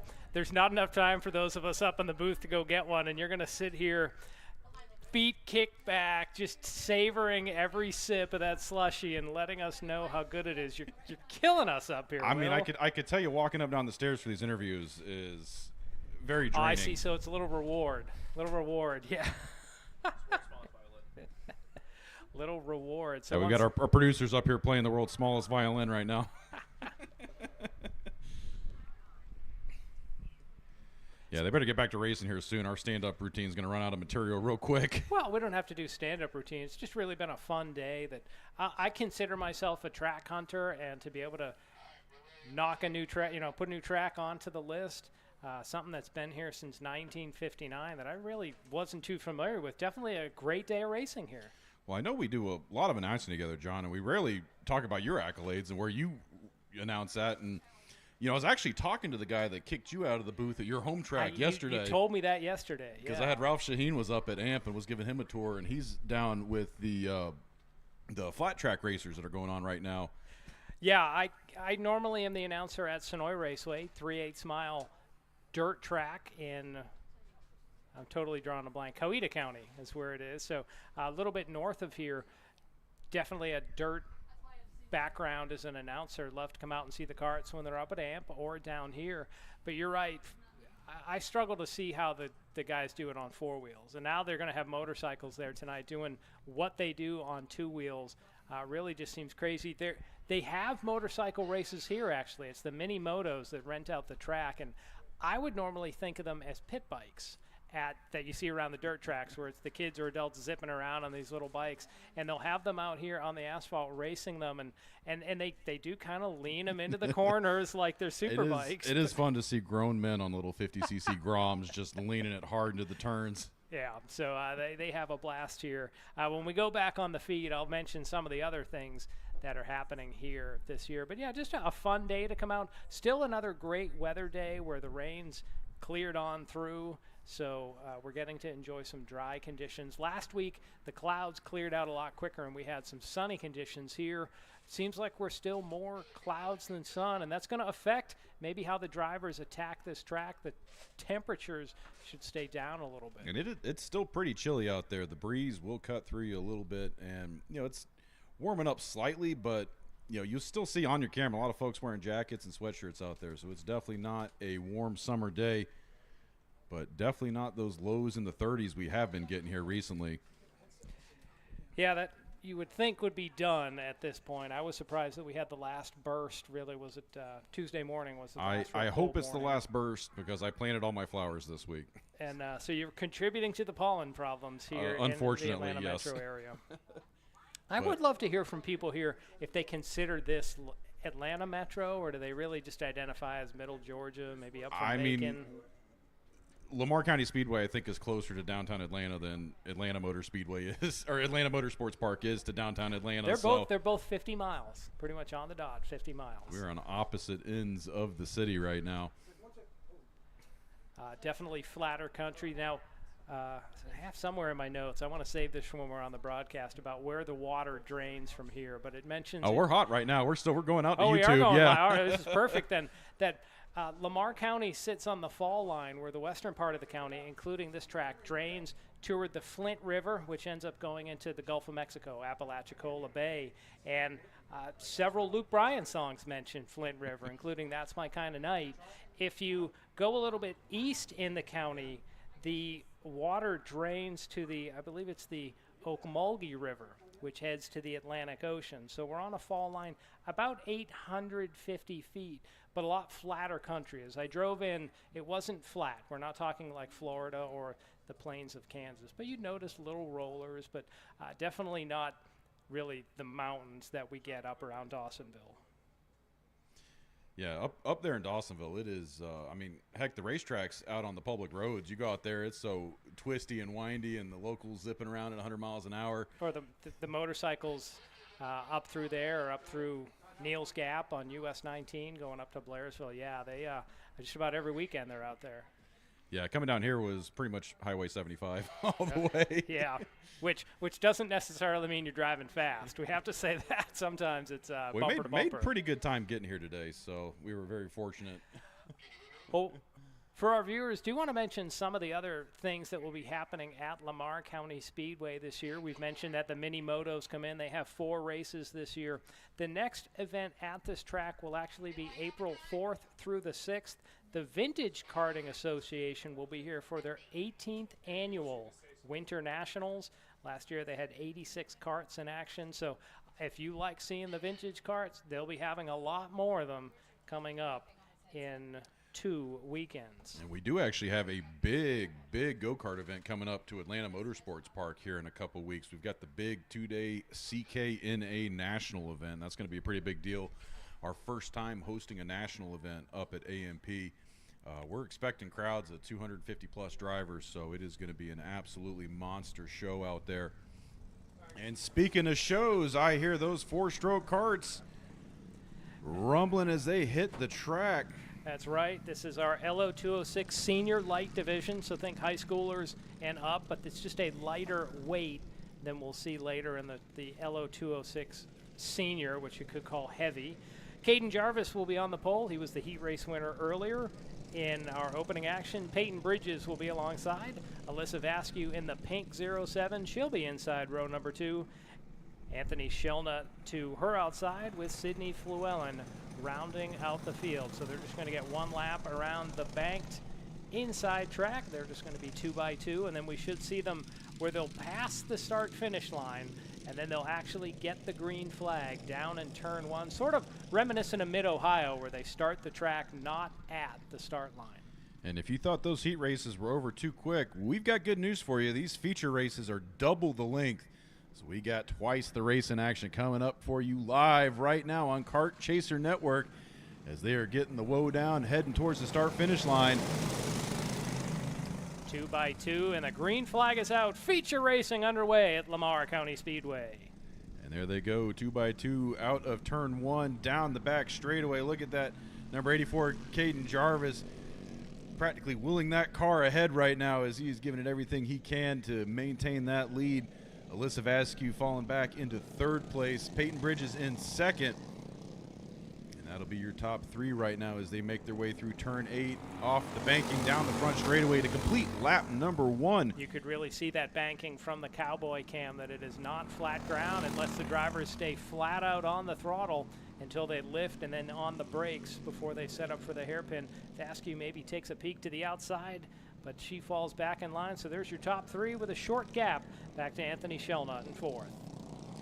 And if Shelnut's not careful, that group is going to get away. And it looked like Alyssa just nailed the curb there, lost a little bit of speed. So now that gap is opening up between her and the 2nd place of Peyton Bridges. So right now, Caden Jarvis, Peyton Bridges building a little bit of a lead on Alyssa as they head down the back straightaway. In our opening heat race, Jarvis had a little bit of an advantage over Bridges. Right now, Bridges staying locked in on the rear bumper of that 84. And as Will had said, they're going to go 20 laps in this race as we see Bridges maybe take a peek off that sweeper, but content to ride for right now. He thought about it. And Will, this distance will test these drivers physically and mentally. Can they hit their marks every single time around this facility? Well, they not only got to hit their marks, they got to be as wide as possible to keep people from getting around, and they got to be as narrow as possible to get around, because these drivers are going coast to coast on the track right now using every square inch of asphalt. And there he goes. Peyton Bridges looking to the inside. He's going to have position. No. Had to back off as they went down just past the start-finish line. Now he's taking another peek to the outside as Jarvis holds position, so they're almost side by side as they get to the Wilson Twister. And there goes Bridges, shoots it to the inside, makes the pass. Your new race leader, but let's see if it holds. He's got one more turn to get through before it sticks at the line. Now we can make it official. Peyton Bridges takes the lead on lap number 5. Then it's Caden Jarvis, Alyssa Vasquez, Anthony Shelnut, and Sydney And here Fluellen. goes Jarvis looking to the inside. Can he get a tire on him? And he does. Gets to the inside, gets the curb a little bit, still side by side. No, but here comes Bridges battling back to retake the lead. A little crossover action there, John, as they made their way through the S's, now through turn 8 and back onto the front straightaway. So Bridges was the bridesmaid in the heat race right now, leading the way to ultimate glory on the afternoon as Alyssa Vasquez fades into the distance in that pink 07 card. And we're only 5 laps into this 20-lap contest, John. This is going to be exciting. So our top 2 have pulled clear of the field. Once again, it's Peyton Bridges in the number 52. Behind him, Caden Jarvis, the heat race winner in the 84. And it looks like behind them, we got a battle heating up for 3rd place. Alyssa Vasquez and Anthony Shelnut. Look at that, Shelnut making the pass on the outside down the front straightaway. And Vasquez might battle back. Look at that there. And she is going to lose that position as Shelnut gets around. Maybe Vasquez upset something on the kart when you said she hit that curb, so I could imagine that might mess something up. She was with him the first lap, and then I saw her hit a curb. It was either that first or second lap, and I don't know if that wiggled something loose, but she is losing pace right now. You could see her. She was reaching over and adjusting something on the engine. I know they have some small jetting adjustments that they can make as our top 2 are coming up on Sydney Fluellen. Fluellen about to go a lap down, so there we see Bridges work to the inside. Almost a little contact there as Jarvis came around. I don't think Fluellen knew that second place was there too, because he was about to get back online and almost looked startled to see him. So our opening feature race here, round number 1 of our Georgia Championship Karting Series, race 1 of 4 this season, a partnership between Lamar County Speedway and Atlanta Motorsports Park. These drivers will accumulate points over these 4 races, and today is a points race for the local drivers as well. As you see the cross flags in the air already, 10 laps have been run. Yes, this is round number 2 for the Georgia Karting, the Georgia Karting Association Georgia Sprint Karting Association. And we have all the acronyms going this and afternoon. Round 1 for the joint series, the Georgia Karting Championship between Barnesville and AMP. And this is the points race right now, the final race. We are just over halfway as your race leader, Peyton Bridges, starting to build a little bit of a gap over Caden Jarvis. Although I don't expect Caden to give up so easily. He was your heat winner. I have to wonder, when they go down that straightaway, is Jarvis trying to bobsled his kart forward, or is he just handling the bumps in a certain way? It seems like he's hopping up out of the seat. You see them doing that at AMP when they go up the hill, and so I'm wondering if that's just them trying to get as much acceleration going down the dip, because you'll notice when they hit the bottom and they start going back up the hill, they're probably losing out a little bit. So there we see him ducks his head that time to get a little bit of an aerodynamic advantage or a smoother profile, as Peyton Bridges second in the heat race. He's opened up about a 9/10 of a second lead here, and they're going to come around to put lap number 13 on the board. And I just saw Alyssa come by. She's still messing with that carburetor, so something not right with that car as she's falling further back. That time around 1.1 seconds the distance. So, Will, it's not an optical illusion. Bridges is pulling away. It's the eye test and the stopwatch test. Alyssa Vasquez, I could see her. She waved her hand almost to one of her crew before she made an adjustment on that car, and some puff of smoke almost coming out of the exhaust pipe. Well, Peyton Bridges, he found the sauce because he is giving it everything he's got right now. As he is pulling away, coming past our vantage point here in the tower, going through the hairpin down the back straightaway. You can see them going downhill slightly. Right about here is where the dip is, and as they go back up the hill into the back section of the track, the Wilson Twister. When you could see him take a look over his shoulder down the back straightaway, must have been comforting to not see second place Caden Jarvis right there. Once again, 1.1 seconds the difference, and they will now have 5 laps remaining here. And really, that Wilson Twister is where they gain and lose a lot of time here, especially when they're fighting for position, because you can notice they will ride up those 2 tires on the curbing. Well, and it's a left, right, left, right. So it's 4 turns in very rapid machine gun fashion here, and it almost doesn't matter which configuration they run. It's the Z-Force today, if they run the 808 or the Ripon or the DW Legacy. There's still several rapid fire turns in that portion of the course. I think it's probably one of the hardest parts to get down out here because, you give it just a little bit too much, that kart's either not going to rotate or it's going to rotate too much, and then you're out of position because you are going left, right across the track. And like I said, using every square inch of asphalt out there. And one little mistake, and that could be disastrous.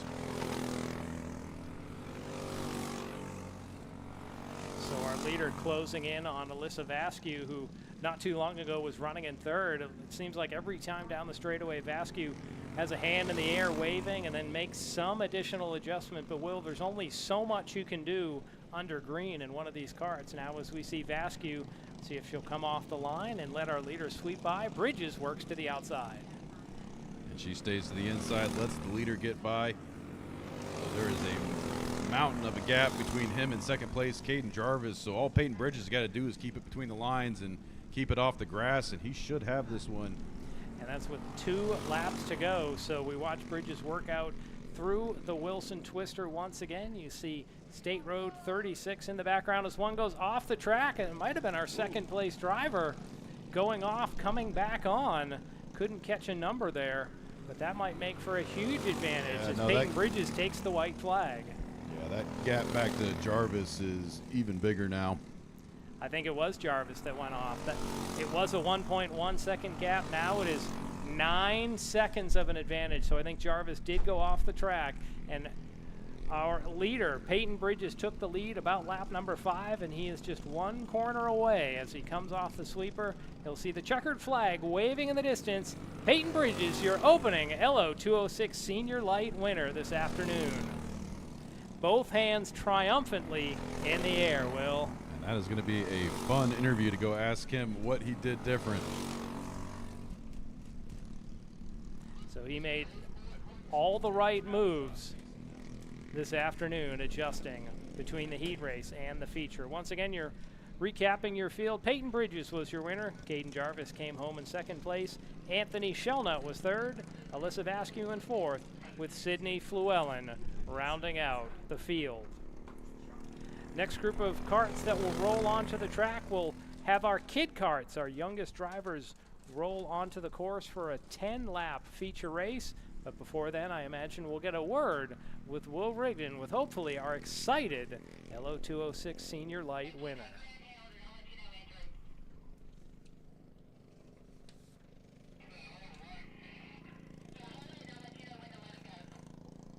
Once again, do want to give a thanks to the crew helping make the program happen and flow to Kart Chasers today. Our executive producer is Will Rigdon, the man behind the board, Mikey Lane. We have Ethan Denny and Michaela Denny working our cameras, and Jeff Farber is working the drone, giving you these great overhead live shots. And I see a very happy Peyton Bridges in victory lane. Take it away, Will Rigdon. Hey, John, I'm down here with Peyton Bridges, your final winner. You were second place in the heat race. What'd you do? How'd you get out there in front during the final race? I was just kind of studying his line, see where I was better at, and just finally made a move on him and kind of checked out there. Now, could you gotten him in the heat race, or were you just playing it coy during that? I was just kind of laying back just a little bit, not really starting anything there. Well, that's awesome. Well, we know you won your heat race in the other division. Are you going to come back out and hopefully I get to interview you again here later today? Yes, sir. I hope so. Well, that's awesome. Congratulations on one win. Hopefully you get another one here today. And, yeah, good luck, and we'll see you out here later. Thank you. All right, thank you, Will. As I have mentioned, next group of karts that will roll onto the track will be our LO 206 Kid Karts.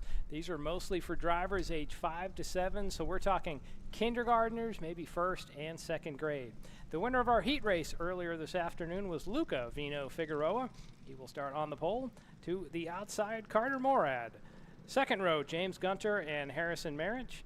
And on the third row, Tyson Barquette and Corbin Turley. So 6 karts. They will go 10 laps. And it looks like they're stacked up pretty good here. Last week up at AMP, it was Harrison Marriage that was the winner of both the pre-final and the final, as these karts are getting slow, getting stacked up here. At AMP, they start this group at a standing start. Just the coordination to get everything right can be maybe a little bit of a challenge for a 6-year-old at this point, but the field looks pretty neatly lined up. We'll see where our starter wants them to go. Richard Pearson has the flags in hand, so they're going to send them around the infield for just one lap. There you get a good look at the carts. Vino Figueroa on the inside in that multicolored number 68 cart. To his outside, Carter Morad in the black with white numbering. Also a black helmet on Morad. So once again, these are our LO206 Kid Karts, the lowest power engine, the youngest drivers this afternoon, but will, on this course, they will still get around here pretty quick. They're doing about 35-second laps. And they might be the youngest, but oftentimes they are some of the most exciting. When you see them stand up out of the carts in there, and then you realize that they are kids. As the green flag is out, Vino Figueroa leads the field down into the hairpin. And they are 2x2. Oh, someone got left out to dry there. We'll have to catch that number as they come by. That looked like Tyson Burkett, but we will need to see as they are making their way through the S's section. Cars darting and weaving, trying to find the best way around the Wilson Twister on this Z-Force layout. Just out of the shot, there's Vino Figueroa coming around to put lap number 1 on the board.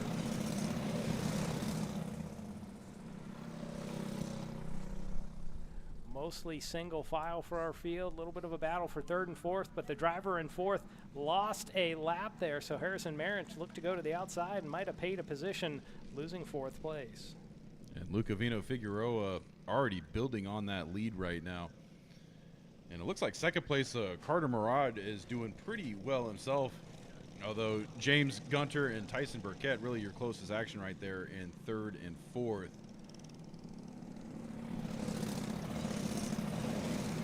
Once again, if you want to follow along with the timing and scoring we are using up here in the booth, you can download Race Hero from the Apple App Store.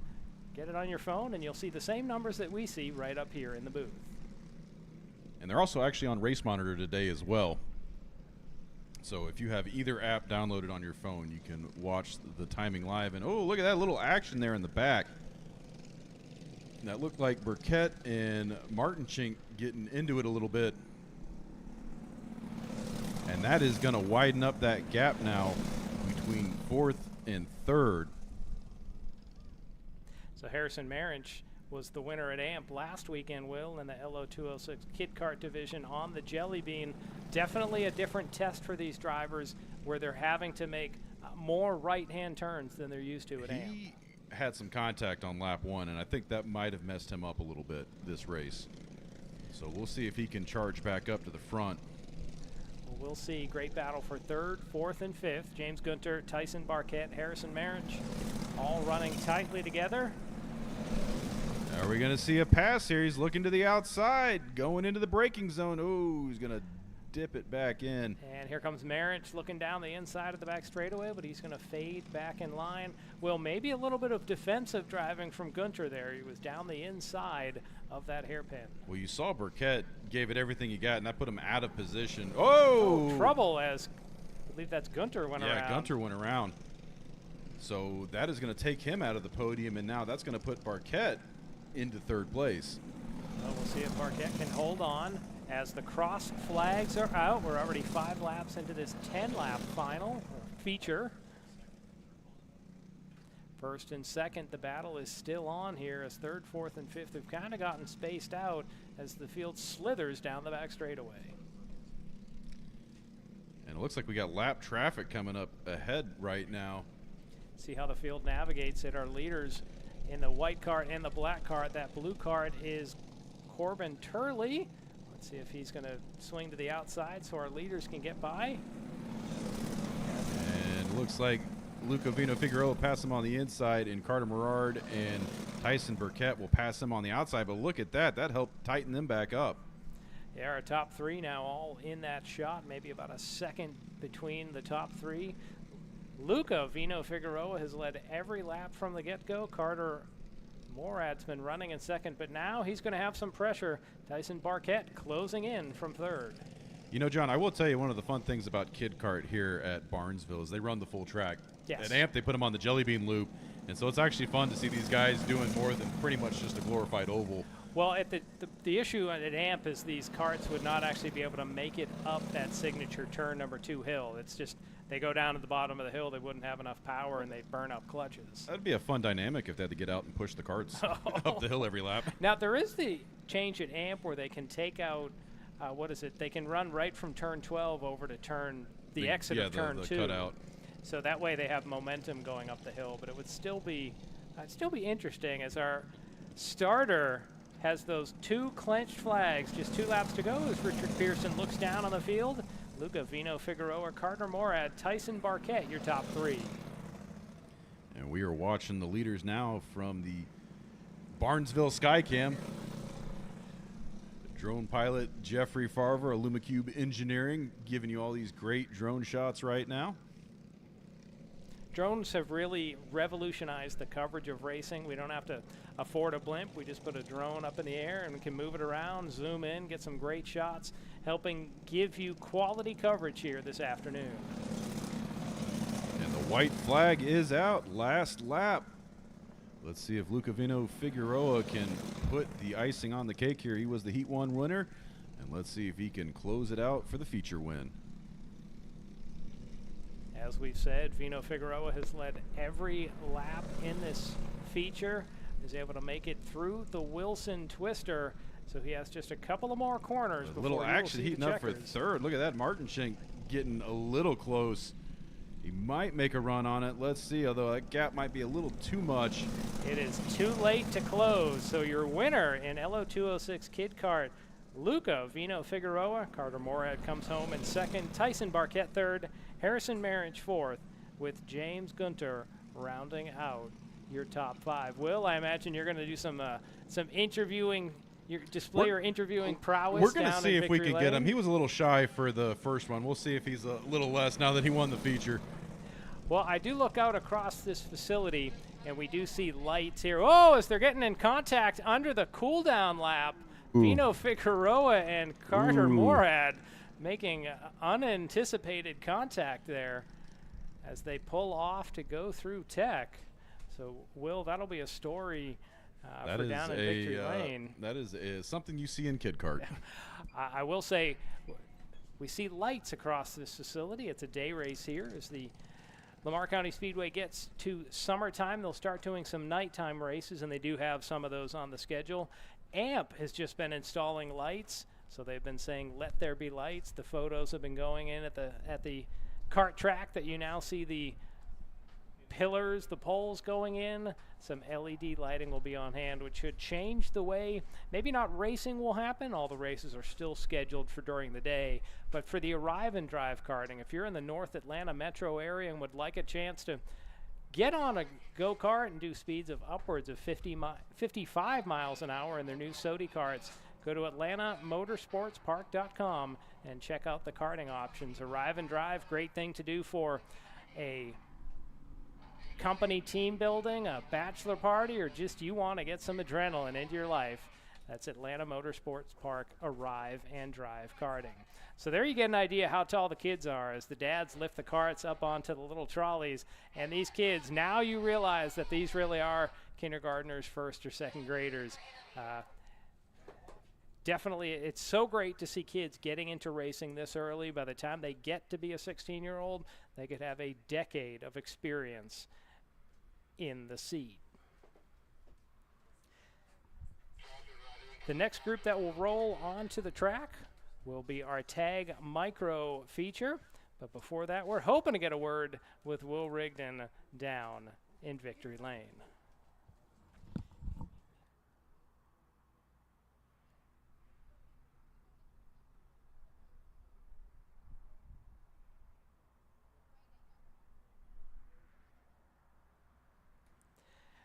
Well, we have one driver for the Tag Micro division. It's Bo Stowers, so he's going to be a 7-lap race on track.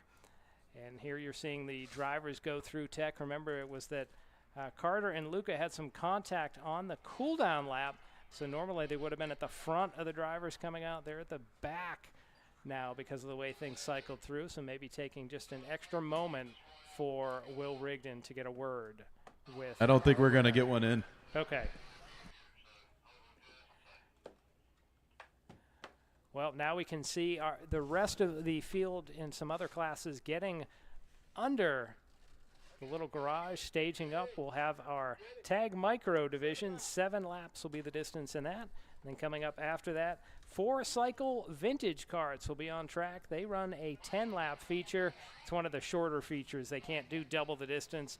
The karts a little older, a little more cantankerous, so they try to limit the laps before those karts might start to overheat or have mechanical problems. So Bo Stour is on track in the number 35. You can see it as a tag. It has that bluish white smoke coming out, the hallmark of a 2-stroke engine. So Stour should come around here and get the green flag up in the air, and then he'll have 7 laps on course.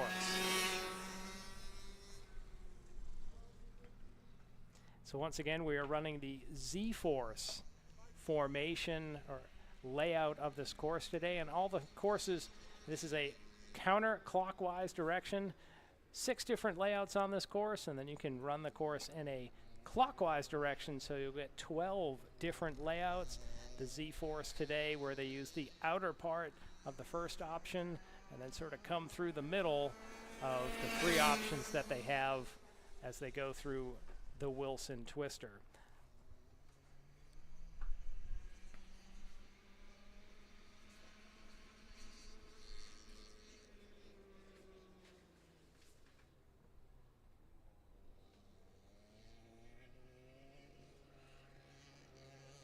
If you want to find out more information about the Georgia Sprint Karting Association or Lamar County Speedway, on your web browser go to thegska.com. That is thegska.com.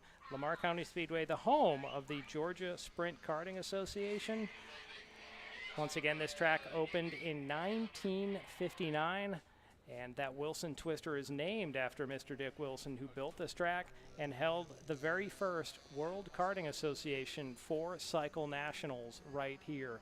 We've heard that for the upcoming Vintage Karting Association race, Lake Speed will be here. Lake Speed, a longtime NASCAR Cup driver. There's photos, Will, of him in the building back in the 70s. Among the other drivers, Scott Goodyear and I think it was Scott Pruitt as well. Some of those drivers that when NASCAR would go to a road course and they'd put in the road course ringers in the cars. Some of those names that you see in the building behind us are some of those names that would pop up in NASCAR at certain points. I know a lot of the guys that we call over at AMP and the people that run in our main track series, we do see some of them occasionally during the road races with NASCAR. I know Casey Carden's one of them. He's been a ringer they bring in. And sorry, I'm having a brain fart right now. The guy that won the Chicago race. Shane Van Gisbergen. SVG. Yeah, you know it. It's been so long since last year. Okay. Shane Van Gisbergen, which was like one of the more crowd-pleasing wins on the Cup Series last year. Yeah, it was a shame we couldn't get out there to go see it. That was looked like so much fun. We need to do more city circuit, and I've been pitching. They need to do a city circuit kart race. I honestly thought the city circuit, as the white flag is out for Bo Stour, is getting some great seat time opportunity here in Tag Micro. I kind of thought that Chicago race was not great for NASCAR. You'd get so many cautions, and then you'd have long periods of yellow flags. I like to see them race out there. So. Well, I know they also got racked by the weather too. That was that a is shame. True. They were racing not just the rain, but sunset was coming. Yes. As one more time, Bo Stowers comes down the front straightaway and he sees the checkered flag. Bo Stowers, your winner this afternoon in our Tag Micro feature.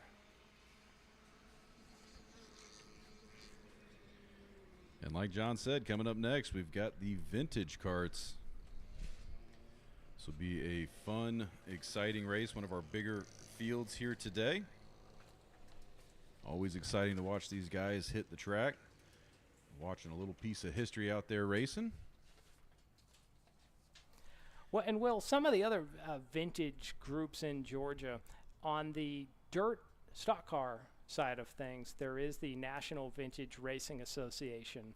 And it's fun to see those, well, in this case, as its cars come out, whether it's late models, which are from the 70s, or when they have the Skeeters, as you're seeing up into the booth from across the track. Ethan Denny on our cowboy cam getting a shot of us working here in the booth. When you see the vintage cars come out, it seems like part museum, part reminiscing about maybe when a lot of these people were kids, but also they're still competitive out there. They Yes, want to they get are. after it, and when they get up to speed, I don't care what discipline of racing it is, you know that there's a thrill when you get on track and the speed picks Well, up. it's just anything can happen, especially when you're underway and you're at race pace. So once again, the vintage karts will be coming out there. 4-cycle, 4-stroke engine. Billy Johnson will be on the pole. He was the heat race winner earlier this afternoon. Ken Ballou will be alongside. Row 2 is Jason Tidwell and Eugene Neese. Neese was the hard charger. He started at the back of the heat, had to make an engine change, so he'll start outside of row number 2. Well, it's going to be interesting to see if anybody can give Billy Johnson a run for his money. He was the hands-down winner of race 1, I think over a 3-second gap there by the finish. And so it's going to be interesting to see if anybody can put up a challenge here for this final race. Row 3, Matthew Sapp will be on the inside with Kevin Alvarez alongside. And the 4th row, Jessica Epting and Will Stanley. And then hopefully we'll see Tyler Farr in this race in the number 20. If you recall, Will, in the He didn't heat get a race, chance he to- just pulled off onto the infield with some sort of mechanical And he's gremlin. there at the tail, so he's underway right now, so hopefully he will stay underway because he made it this far during Heat 1. Well, race fans, if you're enjoying the coverage this afternoon, courtesy of the AMP crew, we'd love to have you on Saturday, April 6th. Join the feed for race 2 of the AMP Championship Series. There you'll get to see not just the drone shot we have this afternoon, we have Killboy running that first-person view where you can actually fly right behind the carts along the track, and brings just another incredible view to And racing. you're also going to get a good shot of the lights, too, because now Killboy's going to have some obstacles to avoid Oh. while he's out there. We're making it harder on Killboy. Killboy's Daryl Cannon, a.k.a. Killboy.com. If you've ever been to the Tail of the Dragon, you'll see his signs. He's the guy that has all the photographers out there taking pictures. Okay, Tail of the Dragon, one of those motorcycle routes up through, I believe it's North Carolina in the mountains up there. All right, enough about motorcycles and other things not racing. Vintage carts stacked up 2 by 2. Look at that nice tight formation as the green flags out. We're underway, 10 laps the distance. And there they go, barreling into turn 2. Ooh, a little bit of contact, but everybody's still underway. And Looks look like at that. the odd man out was Ballou on the outside, lost a position, maybe a second position. Oh, he might have dragged a rear tire against that front there, but going into 3rd place. I believe that was Tidwell, but we're going to have to see as they come past the stripe. That might be Neese. Well, I think you're right. It is Tidwell in 3rd. Or is it combined? That's the 94 of Blue in 3rd. Okay, so Tidwell is up to 2nd, and Neese hanging back and forth. They're jostling down that back straightaway. And our leader, the only one that's certain right now, is Ken Ballou, has a couple of kart lengths with Johnson and Tidwell in tow. And I'm actually looking out the window, and it looks like Billy Johnson is your leader right now. The number 94, ooh, making a pass. Ken Ballou, he is going to be your 2nd place driver. You're correct. And then just behind him, 3rd place is correct on your scoring screen, Jason Tidwell. And yeah, look at that. Oh, Side little by side fender contact rubbing there. action. We'd say fender rubbing. There's no fenders on these cars. There's no nothing on these some cars. crash bar rubbing. Yeah, other than the frame rails, these tubular steel frame rails. Most of these carts, I believe, have to be from the 90s.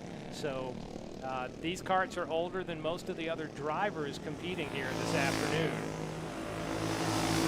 And right now we are watching the battle for 2nd, 3rd, and 4th place. Billy Johnson already out to a commanding lead. Ken Ballou right now is your 2nd place driver. And currently Jason Tidwell doing everything he can to hang on to that podium spot right now, because Neese is giving him a run for his money right now. Yeah, maybe takes a peek down to the inside of the sweeper. Now you can see those drivers using that banking, able to milk a little more speed out of these machines down to the braking area in the hairpin. And for now, well, maybe an outside move coming up here from Tidwell. Yeah, Blue got a little loose coming through there, and that's going to open the door for Tidwell. And it might open the door for Nice, but no, Blue is able to shut it before he loses 2 spots. And, maybe a little contact as they come through what we call turn number 7 this afternoon. Out front, the driver and mostly we are benefiting. Halfway done. Yeah, the driver benefiting from this is Ken Ballou, who is to the inside. I would say Johnson, our leader's up to a hearty advantage. Ballou's back in second ahead of Tidwell. And he gets around Tidwell, makes up for that mistake last lap.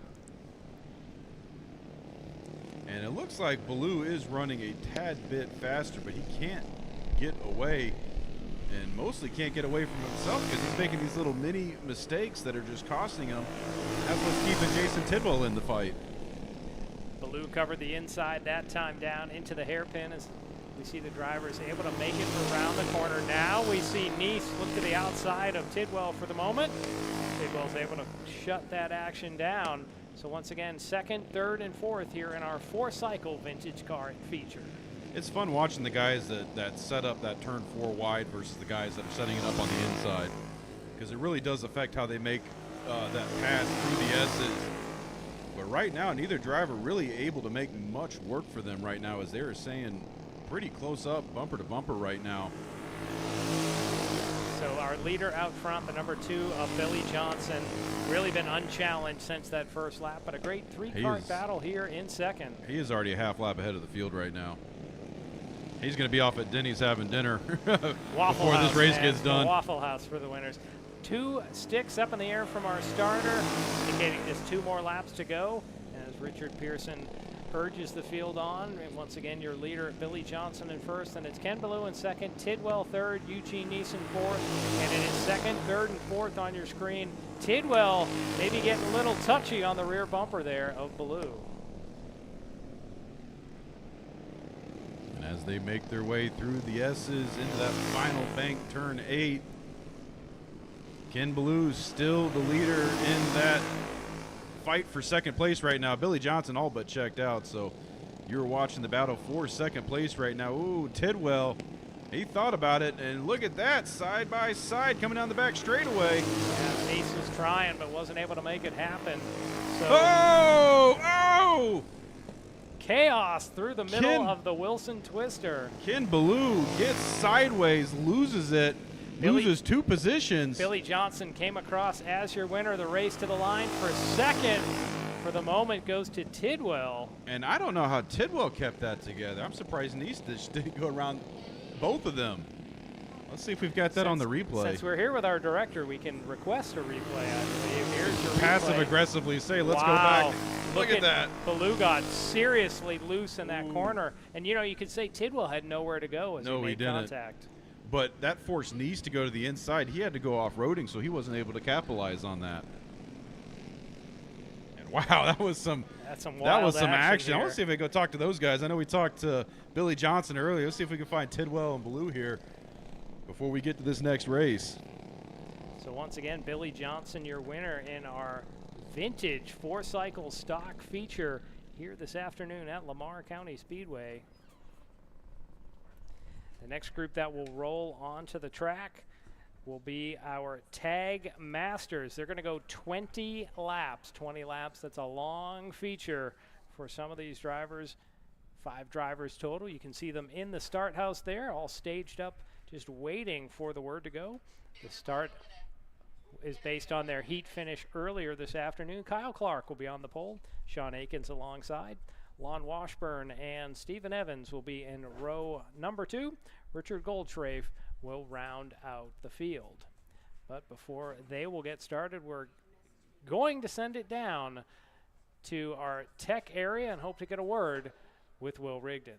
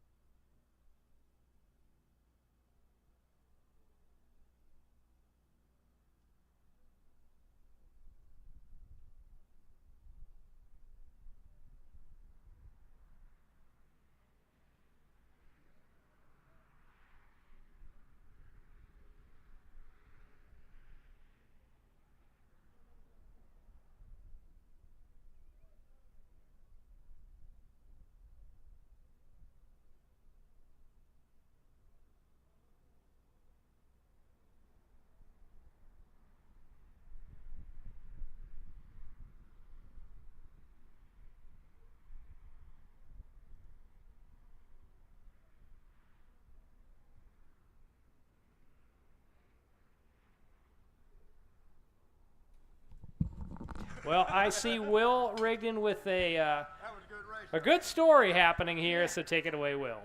Hey, John, I'm down here with Jason Tidwell. Jason, you were in third there, right there at the end, and a little bit of contact happened. Take us through that. Well, me and my buddy Ken, we talk smack all week long. And we out there, we race clean. We try to race clean. Everybody races good together. We just had an awesome race. I'd pass him, he'd pass me. He went a little deep on that last corner because he knew we was coming, and he's a heck of a driver. What was your take on it? It was just we raced hard. I mean, we do it all week long. We race on the phones, and we do it on the track. So I sent him a picture of the back of my go-kart last night, and I said, you look at this, because that's all you're going to see. I told him, okay, so I sent him a picture of me and Anthony Lazaro. I said, that was your picture from Thanksgiving. So there you go. Well, guys, that was some awesome action. Congratulations on second and third. Appreciate it. Yes, sir. Good job. And I would say we don't have another race today, so you go sit back and enjoy the rest of the show today. We'll send it back up to you, John. All right. Thank you, Will. So once again, it was Billy Johnson able to take home the win in our vintage karts this afternoon. Just 2 weeks from today, Lamar County Speedway will be having their Winter Nationals for the Vintage Karting Association. The Vintage Karting Association will be here for the 18th annual event. 86 karts were on hand last year, so it should be another great turnout. I've heard that former NASCAR driver Lake Speed will be among those here in competition. Something else cool that happens on the track at this facility, the FSAE cars come in. These are engineering students from area colleges, Kennesaw State. I've also heard Clemson. Some of those tech or polytech schools, they come here with a 500-pound car, a 600cc motorcycle engine, and it's a chance for them to race against the clock, but it's a way for engineering students to get hands-on practical experience, put the textbooks away, and start working on cars, working on solutions.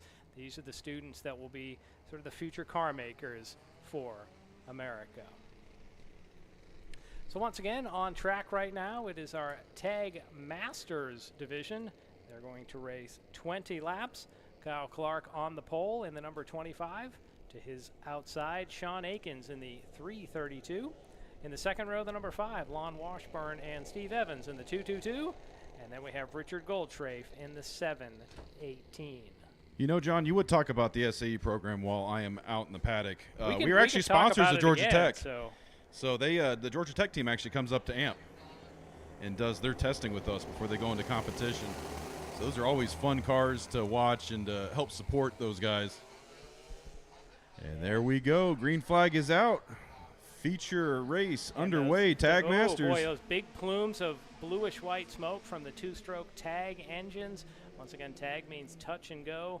Well, once these cars get up to speed, you don't see too much of that exhaust, but you saw a ton of it off of turn number 1.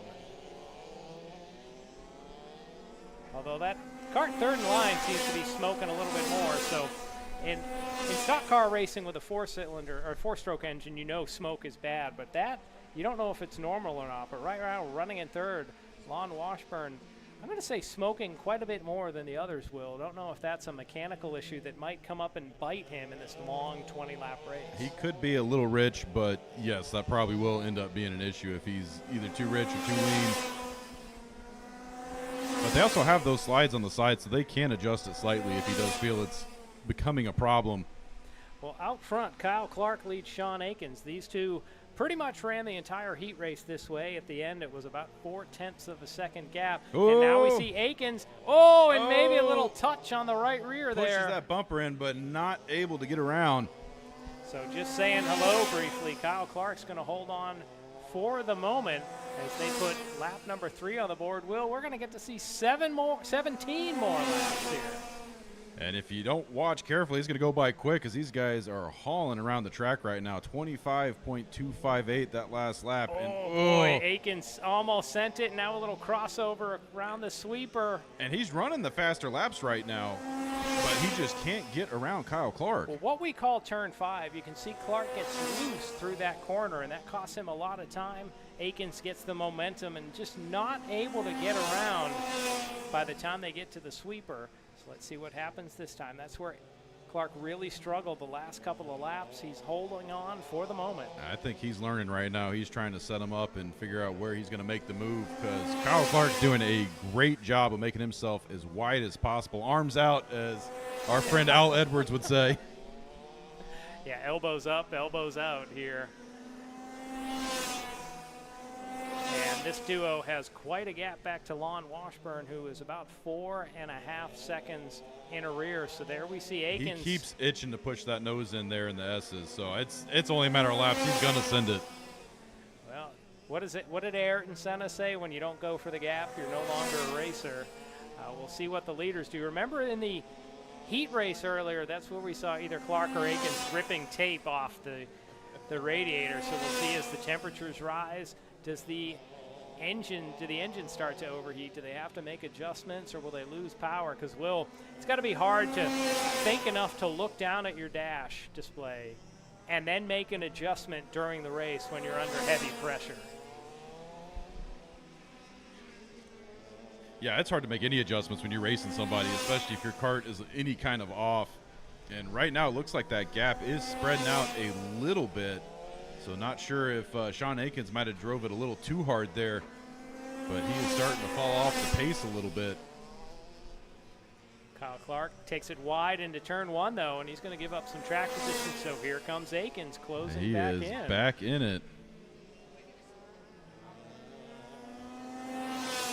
So our top 2 drawing away from the rest of the field, 6.7 seconds And back to third. they were both running almost identical lap times that last time by.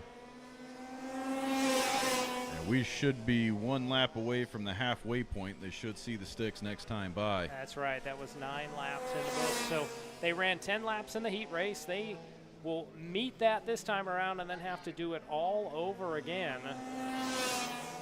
And lap traffic may start to become a factor as the field just starting to see Richard Goldstrait. The head of the snake is about to catch the tail here as they are making their way around. Going to catch some lap traffic. There we see, look at Akins drop that yellow helmet, trying to get a little bit more aerodynamics down that back straightaway. So the issue's still in doubt as our leaders come up on Goldstrafe. Goldstrafe stays to the outside, gives way to our leaders. And they're still getting a pretty good head of steam going, as you can see on that speed cam as they come past our position at the booth. Yeah, these guys are probably hitting upwards of 60, 70 miles an hour before they're coming into that braking zone. Which is, we're probably full speed from right about here. They're going to be full on the gas all the way around this sweeper. The banking should help hold them in. They sweep out wide, and they'll lift right about there and get onto the brakes as they put 12 laps onto the board. And as these laps are starting to wind down, the field is definitely getting gapped out. The closest battle is still the battle for first and second right now as they make their way through the S's. Although, Sean Atkins is not pushing it as hard now through the S's as he was during the first couple of laps. Well, also, Clark had a couple laps where he really struggled through turn number 5, getting loose, coming around that sharp left-hander. He's been a little more steady in the lap since that happened, but here we go. Akins pushing hard, maybe looking for a crossover. Ooh, tried to stick a nose on him. Yeah, little tap to let him know he's there, but at this point in the race, hey, just thinking about you. Well, Akins needs to do more than just tap at this point. Yeah, he's going to have to shoot that nose in there if he's going to want to try and get something going, although these cars are so quick and mistakes are so brutal. If you were just off by just a fraction of an inch on your turn, you get too much of that tire up on the curb and you'll lose all that speed, all that momentum.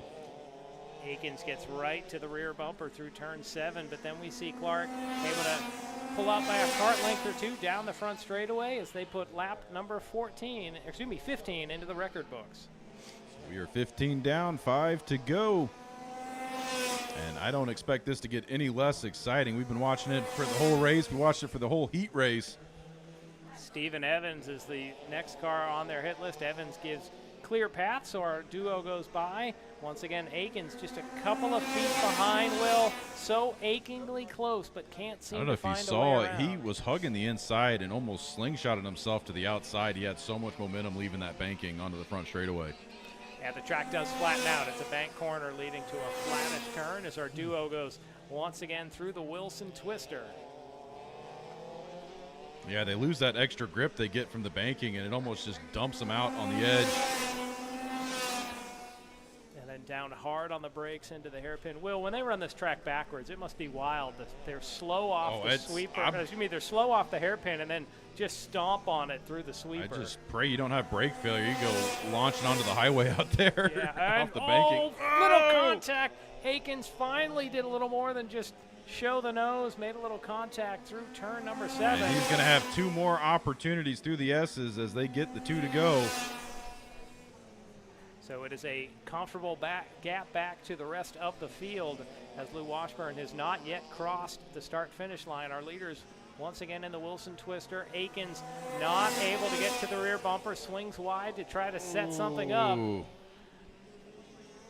Catching them is one thing, passing them is another, as the white flag is in the air here at Lamar County Speedway. And he is only going to have 1 more opportunity as they make their way through the hairpin and down the back straightaway. It's one of those now or never moments for the driver of that 332 card. Akins in second. Can he get alongside Kyle Clark in that 25? And I don't know if he's going to be able to do it. No, he's just getting a little too loose. I think those tires are getting a little greasy and worn out. He was definitely pushing it early, and as you notice as the race went on, he was getting looser and looser on those turn exits. So Kyle Clark comes home as your winner in our tag Masters division. Sean Akins is second. And then we're waiting for our third place driver to come around. Checkered flag in the air. There's Lon Washburn coming around 19 seconds in a rear. So our top duo put a hurting on the field, but put on a show for those of you watching on Kart Chaser. Now we're going to head down there, see if we can get Kyle Clark and Sean Atkins on the interview here.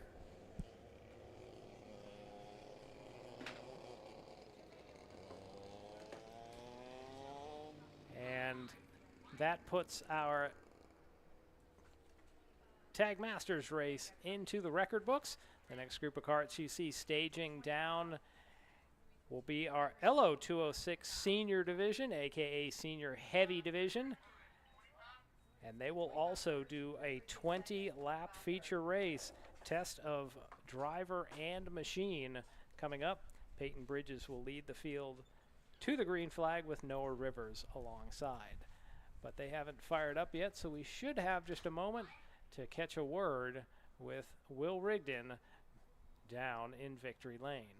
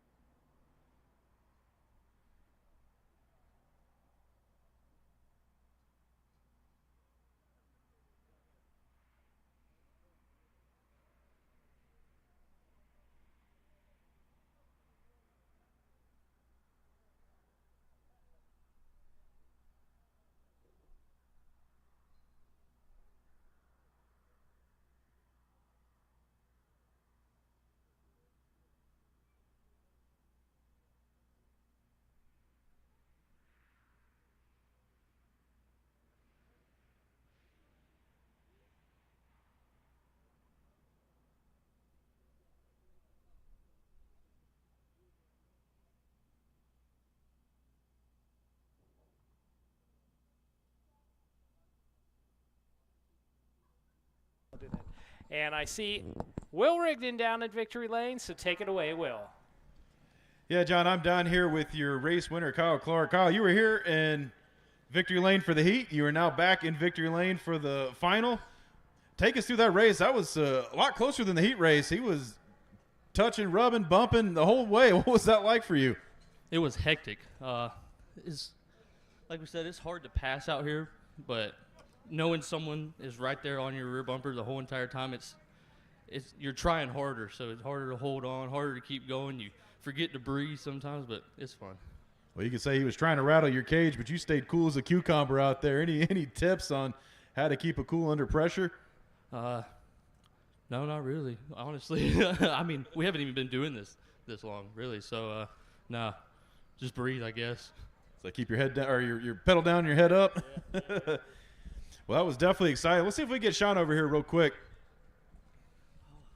Congratulations. Thank you. Well, that was a close one, man. I know second place, a lot like kissing your sister, but that was definitely some exciting racing going on out there. Take us through that a little bit. No, it's fun. These karts are fast out here.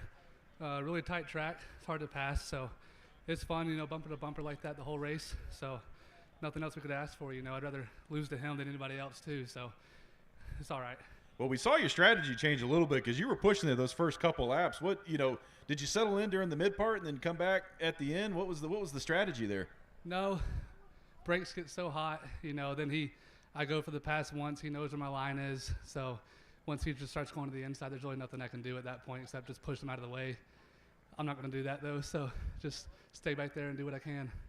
Well, it was definitely some good, clean racing. It was fun for us to watch. Got anybody you want to thank? Any sponsors, parents, supporters? Kyle, he's my uncle. He helps me out a lot. My grandpa, you know, they fund the whole thing. So I'm just here riding and having a good time. So thanks to them. So. Yeah. Well, that's awesome. Well, congratulations on second place. We'll look for you on the podium later today. Send it back up to you, John. All right, thank you, Will. That was a word in victory lane with our tag masters first and second place drivers. Congratulations to our winner, Kyle Clark. I hear engines rumbling in the distance, and rumble is the correct word. Those 4-stroke Briggs & Stratton engines of our LO206 senior division, and they're starting to spill onto the track right now. Here's a rundown for the starting order. On the pole, Peyton Bridges. He was your heat race winner earlier this afternoon. He'll start on the pole in the number 52. To his outside, Noah Rivers in the 22. Caden Jarvis will be inside row number 2. And to his outside, Bobby Gunter. Danny May will be inside of row number 3 with Noah Burchell alongside. Christopher Castro and Ken Rathbone will be in row number 4. And starting shotgun on the field, Tyler Farr in the number 20. 9 karts. We're going to go 20 laps here for our LO206 senior feature race.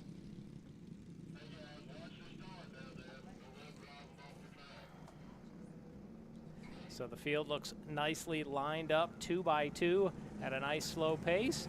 They should get a green flag as they head right towards turn number 1.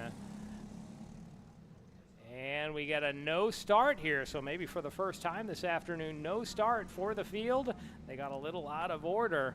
I believe they get a second shot before the scorers will start reminding the drivers by moving them back some rows. So at AMP, we see a lot of no starts. That's really the first one we've seen here this afternoon down in Barnesville.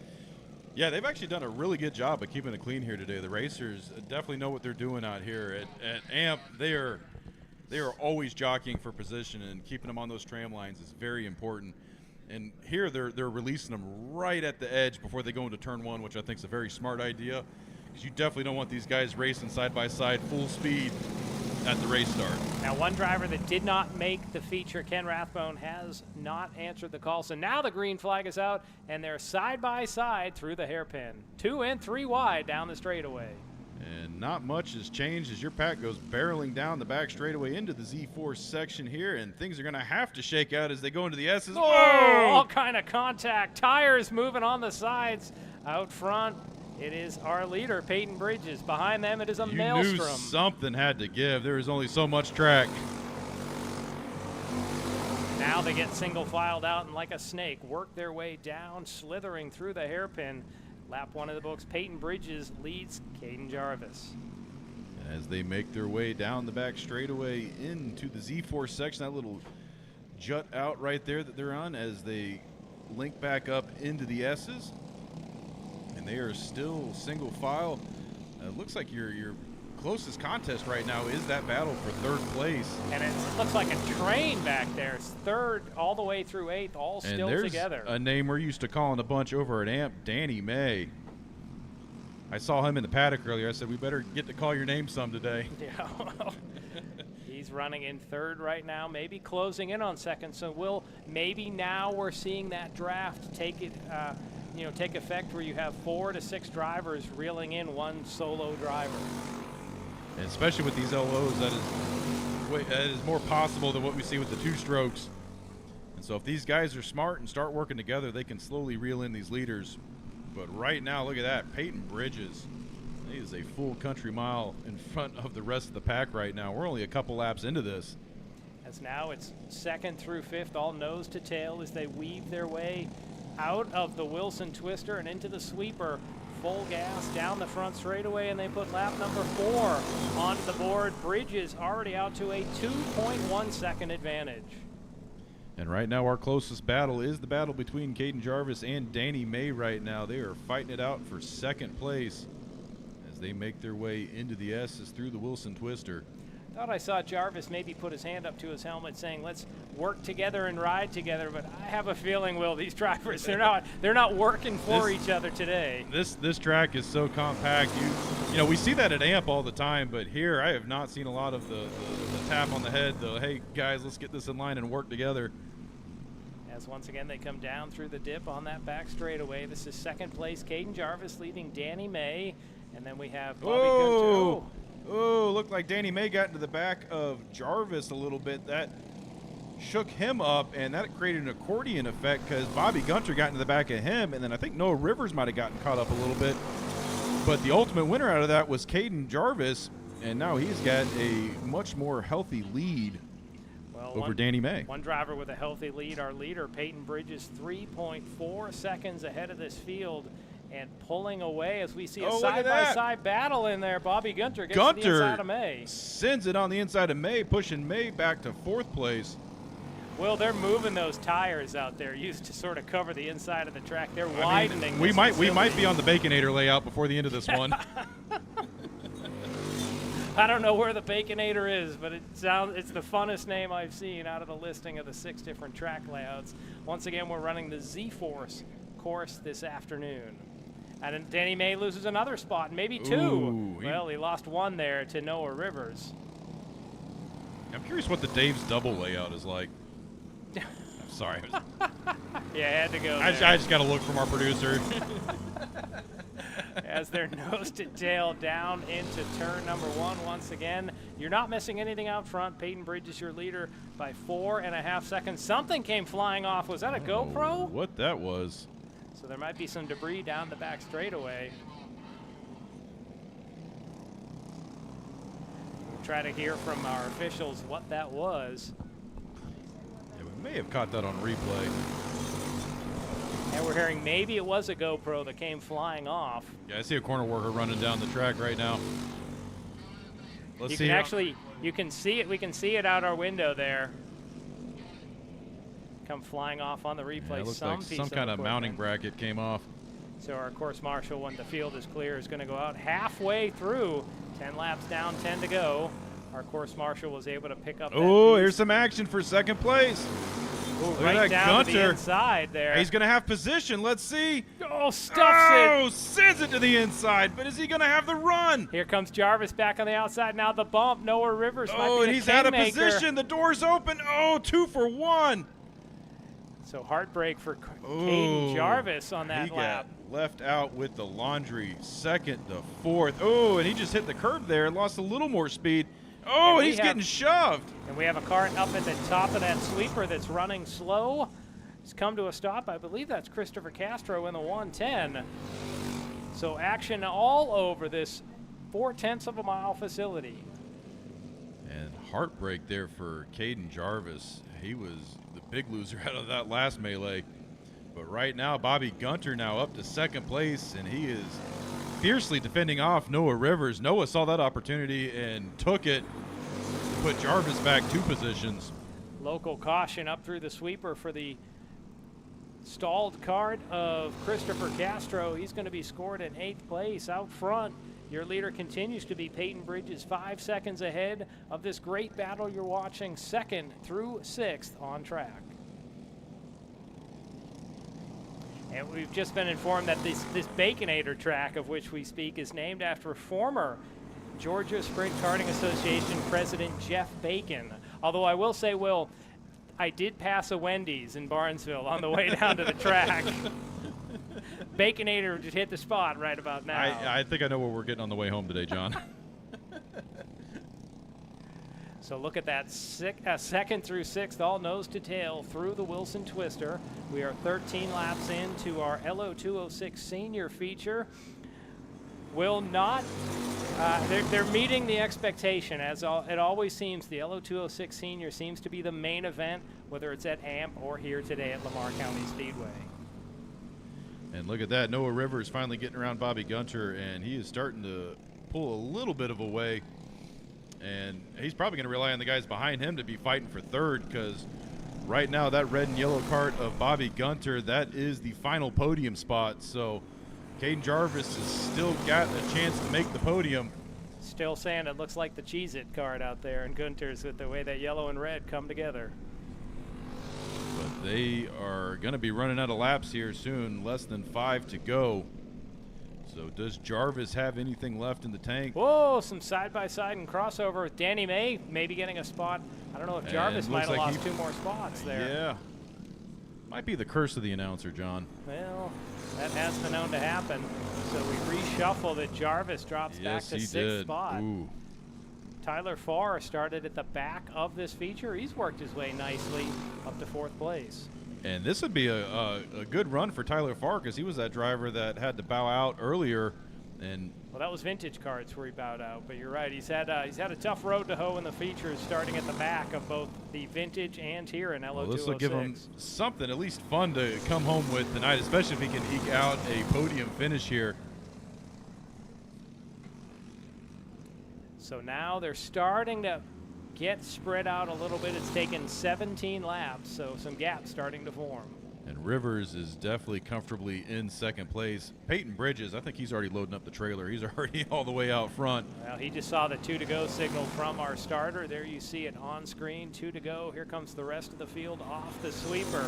2nd place, Noah Rivers, 5.4 seconds behind. But our closest battle on track right now is going to be that fight for 3rd place. Bobby Gunter fending off Tyler Farr and Danny May. Danny might have a chance to get in the podium after all. We got to see how this one shapes up. Man, that'd be a wild story too. If he goes from 4th back to 7th, back up to 3rd. Yeah, yo-yo type maneuver there. So there's 3rd, 4th, and 5th. Once again, they're going to go. White flag is out. Less than 30 seconds to go to decide this race. Danny May takes a quick peek back, sees no one behind him, but right now, can Tyler Farr work his way to the inside of Bobby Gunter? Whoa! Farr got way loose on the brakes. And he got in the way of Danny May. I think Danny was setting something up, but that totally messed up his line, and that's going to give Bobby Gunter more than enough space to clinch that 3rd place. And out front, Peyton Bridges came home as your winner. Congratulations to Peyton. 2nd place, Noah Rivers. Bobby Gunter in 3rd, Tyler Farr in 4th, with Danny May rounding out the top 5 in a, as usual, wild LO206 senior feature race. We're going to go see if we can get a word with Noah and Bobby down here. So that was race number 6 of our feature lineup. 2 races to go, our LO206 cadets, and then our masters will bring down the curtain this afternoon. 16 laps is the scheduled distance for the cadets, and then it'll be 20 for the masters. So once again, the drivers will go through tech. We'll hope to get a word with Will Rigdon with some of our competitors.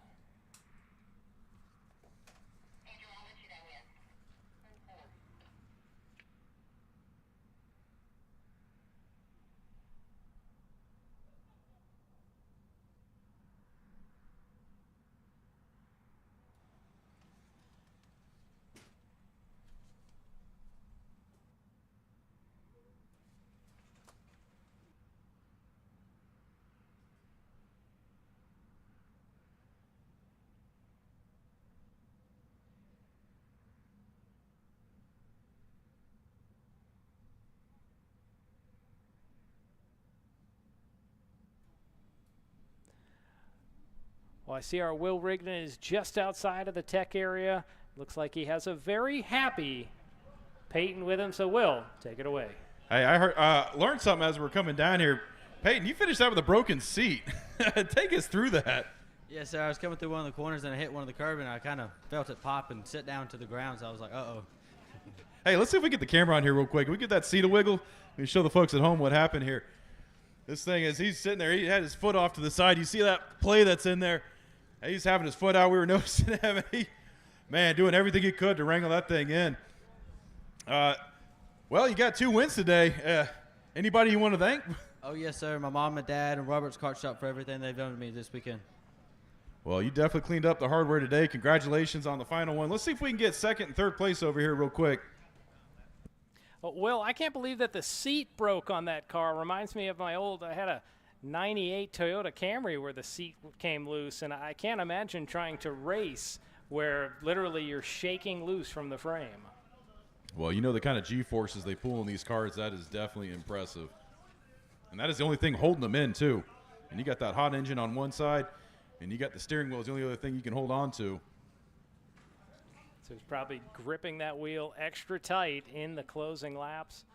Celebrations beginning in earnest down outside of the tech area for Peyton. Doing the double today, he was also the winner in the LO206 senior light race earlier.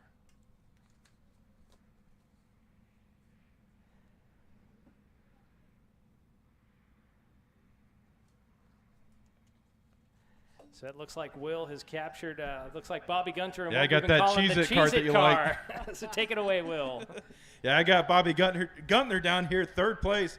He was also the cart that had that piece go flying off. They were trying to figure out what that was. You want to pick that up and show us real quick? We thought it might have been a GoPro, but. No, I heard it come loose and didn't know what it was. And in the middle of the race, I'm going to go look so hard. So I was looking for the right rear because the right rear moved in a quarter inch during the heat race, and I could hear it popping in.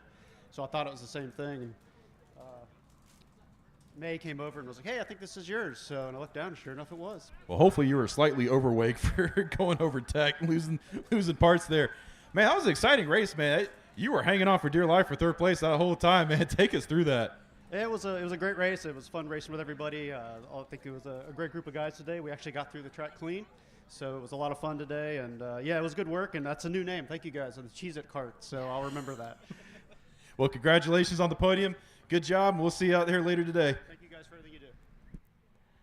So a testament to maybe how physically demanding this course is. We had 2 karts in that race have mechanical issues, pieces breaking loose, yet the driver is able to come home a first and a third in the podium. Looking now on screen, you see the grid for the LO206 Cadet Green. Their engines are warming up, and they will race 16 laps in their feature. Our pole sitter, Ryan Hall, he was the winner of the heat race earlier this afternoon. Behind him, Barrett Turley was about 15 seconds in arrears, but now Turley gets a second shot. He will start outside on the front row. Second row, Brandon Rivers will be on the inside with Bo Stowers alongside. Olivia McKinley will be on the inside of row number 3. To her outside, Griffin Harris. Leonidas Robles will be inside of row number 4 with Jax Sears alongside. And in row number 5, Deani Perkins and Mark McKinley. Once again, 16 laps. We'll see how things shake out. They should be on track momentarily. The next time that AMP will be broadcasting here on Kart Chasers, it will be Saturday, April 6th for round 2 of the AMP Championship Series. And then 1 week after that, Will had mentioned this earlier, the big Cup Karts North America South Division National event. It's Saturday, April 13th and Sunday, April 14th, a 2-day event. We're expecting over 200 teams to be in competition. This is building on, I believe, the race they had down at Charlotte, where we were hearing about fields of 50-plus drivers in the LO206 feature. Will, I can't imagine the mayhem that would happen if we're able to get 50 LO206s on any track at the same time. That is probably one of the most excited I have been for any race at AMP in recent history. And this is going to be exciting to watch. Going to be huge fields. And to be honest, we should have a pretty good field on the April 6th because a lot of those guys from CK&A are going to be in to get practice time. You get that last tune-up before they'll 1 week later they'll be racing. Coming up, the next race here at Lamar County Speedway will be 2 weekends from now, April 4th through the 6th, as the Vintage Karting Association makes a visit for the 18th annual Vintage Winter Nationals. They had 86 karts last year, so if you like seeing what the vintage karts did here, imagine that scaled up. More classes, more laps, more action here at Lamar County Speedway.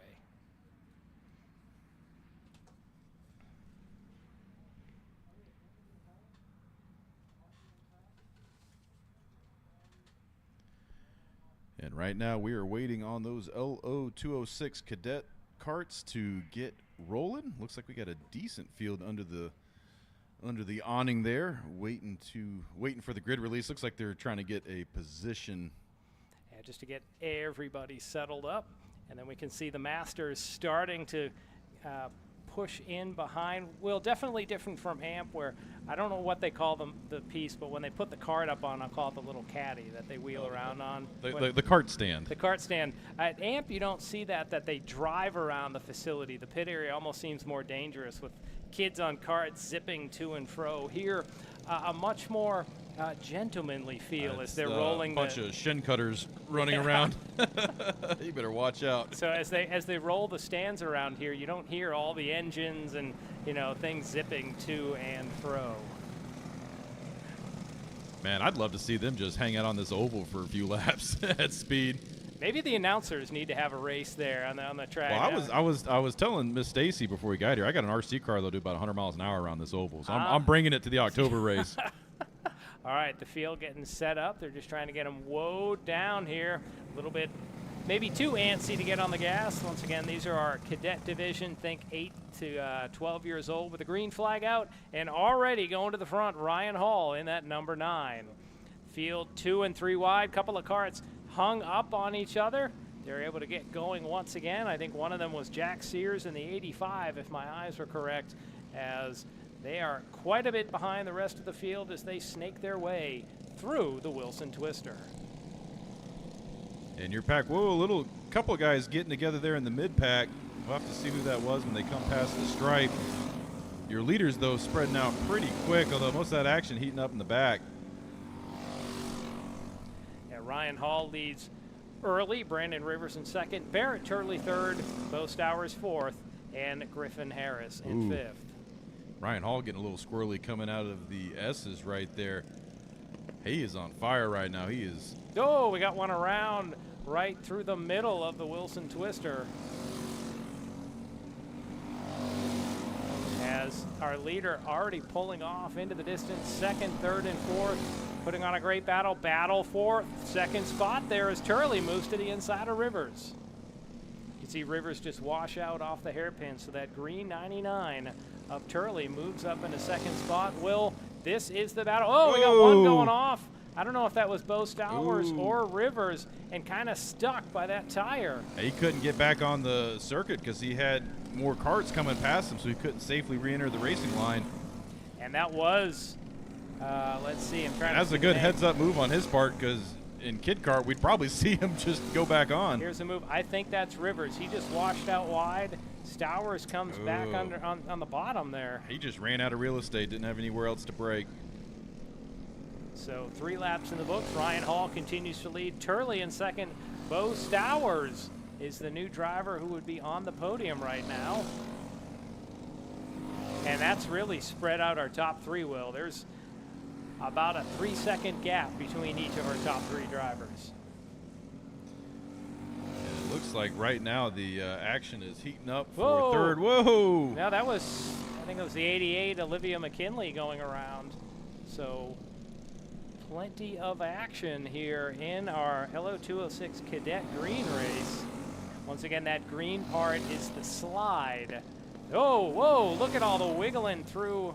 Let's see if we can get a number there, 75. That's Griffin Harris. And he looked all crossed up there. So, Will, it's that time. Earlier you were enjoying the slushie. Who was it that made you the slushie? Oh, it was Miss Stacy Roberts. She's one of the head people here over at the Harper made the slushies. Harper made the slushies. That was the Harper slushie machine. So we've added delivery here to keep the announcers happy. So thank you, Harper, for your work this afternoon as they're battling off the hairpin. As I'm going to enjoy a slushy, Will, if you'll take over for a moment. I think she heard y'all complaining that I came up here and was the only one with a slushy. My problem wasn't that you had a slushy. Oh, looks like Barrett Turley got around there, and Bo Stowers. That's gonna move him up to That's second. gonna know.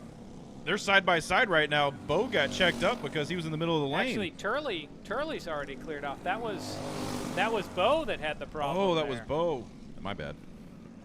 It's hard to see the number plates here, as we're 6 laps in. They're going to go 16. I just call him like I see him, John. Yeah, that's fine. Well, my issue wasn't that you had the slushy. It's that you gloated about it while we didn't have. It was really tasty. I I'm agree just trying with to you on promote that. the slushy sales. Yeah, that's what we do up here. Get your hot dogs, burgers, and slushies. Make sure you see the concession stands. They're side by side down into the hairpin. Looks like Stowers on the inside backs out. Still trying to find a way. So Stowers was, well, they're still scored in 3rd place right now. That's McKinley, so that might be a back marker. Okay. Oh, and McKinley gets around, and that's going to let Stowers get around him cleanly.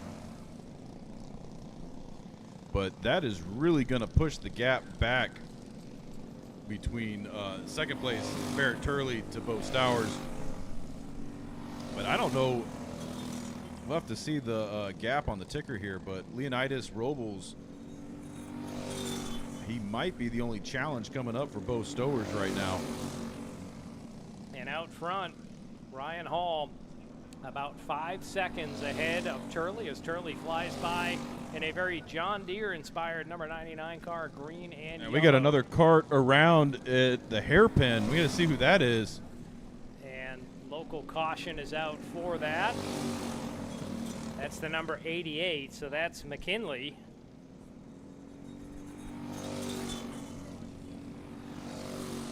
We'll see if they try to get her And back. there goes Ryan Hall across the stripe. He is a full half lap ahead of the number 99B Barrett Turley.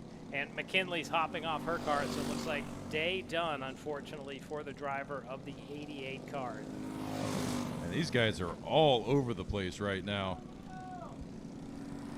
They are giving it everything they got. These carts are starting to heat up. Things aren't sticking like they used to on the opening laps. Brakes don't work, tires don't work, as our leader, Hall, comes to put another lap onto And the we board. are 11 laps into this 16-lap contest. Now Hall was just about to work to the outside of the 75 of Griffin Harris.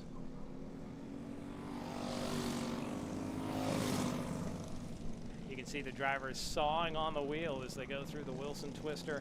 There goes Hall putting Harris a lap down, so he's lapped up to 5th place position here, over 7 seconds ahead of his closest pursuer. Just to give an example, 2nd place is at the line now, so already Hall most of the way down that back straightaway. And Hall trying to get around McKinley right now. McKinley was giving Bo Stowers some trouble earlier. Let's see if he holds his line or lets Hall around, and Hall just takes the spot. He said, I don't care that you're in the line, I'm going around you. Some contact behind with one of the carts getting pushed down to the infield. And I think McKinley's just racing everybody right now. That happens out there, I guarantee you. I hope I'm not behind him in traffic on the way out of here. Halfway, 2 laps to go. 14 down, 2 laps to go. Well, I'd have more questions if he was driving on the way out of here. That would, we do say these drivers get seat time. We didn't say that they have legal street licenses here in the state of Georgia. So action all over the track. Once again, these are drivers 8 years old to maybe 12 years old, elementary students. A lot of responsibility, Will, to be behind the wheel of one of these, getting upwards of 50 miles an hour. And the white flag is out right now. You were watching your race leader, Ryan Hall, as he makes his way through the back half of the track on his way during the final lap. All he's got to do is keep it clean, and he should cruise on to a nice feature win right now. Coming off the sweeper, working to the outside. And there you see Ryan Hall, your LO 206 Cadet Green winner. this afternoon. Next car coming around this green, number 99, that is Barrett Turley. He comes home in second. And the final spot on the podium, we're waiting for Bo Stowers to come around in the number 35. Here There comes he goes. Bo, and that rounds out your podium. Bo Stowers finishing in third. That was definitely an exciting race, John. There's a lot of action going on there. So we're going to head down here, see if we can get a quick word with Ryan Hall. And then after this one, we've got our last race of the day, LO 206 Masters, the one we've been waiting for. Let's see if Lucas Arnett can get himself a podium finish. I might do a backflip out of this booth if he does that. Now, Will, I do have to wonder, does this reflect on Lucas's performance review when that comes around, when he sits down with his boss later in the year? Does his performance today, is that materially reflected in what his review is going to be? I don't know what his bonus structure is like, but I'm pretty sure a podium won't hurt it. Okay. Well, there you can see our Masters getting staged up under the cover of the awning. The machine we will be focusing on intently in that race will be the number 52 of Lucas Arnett, but that will be a couple of minutes away as Will's going to head down.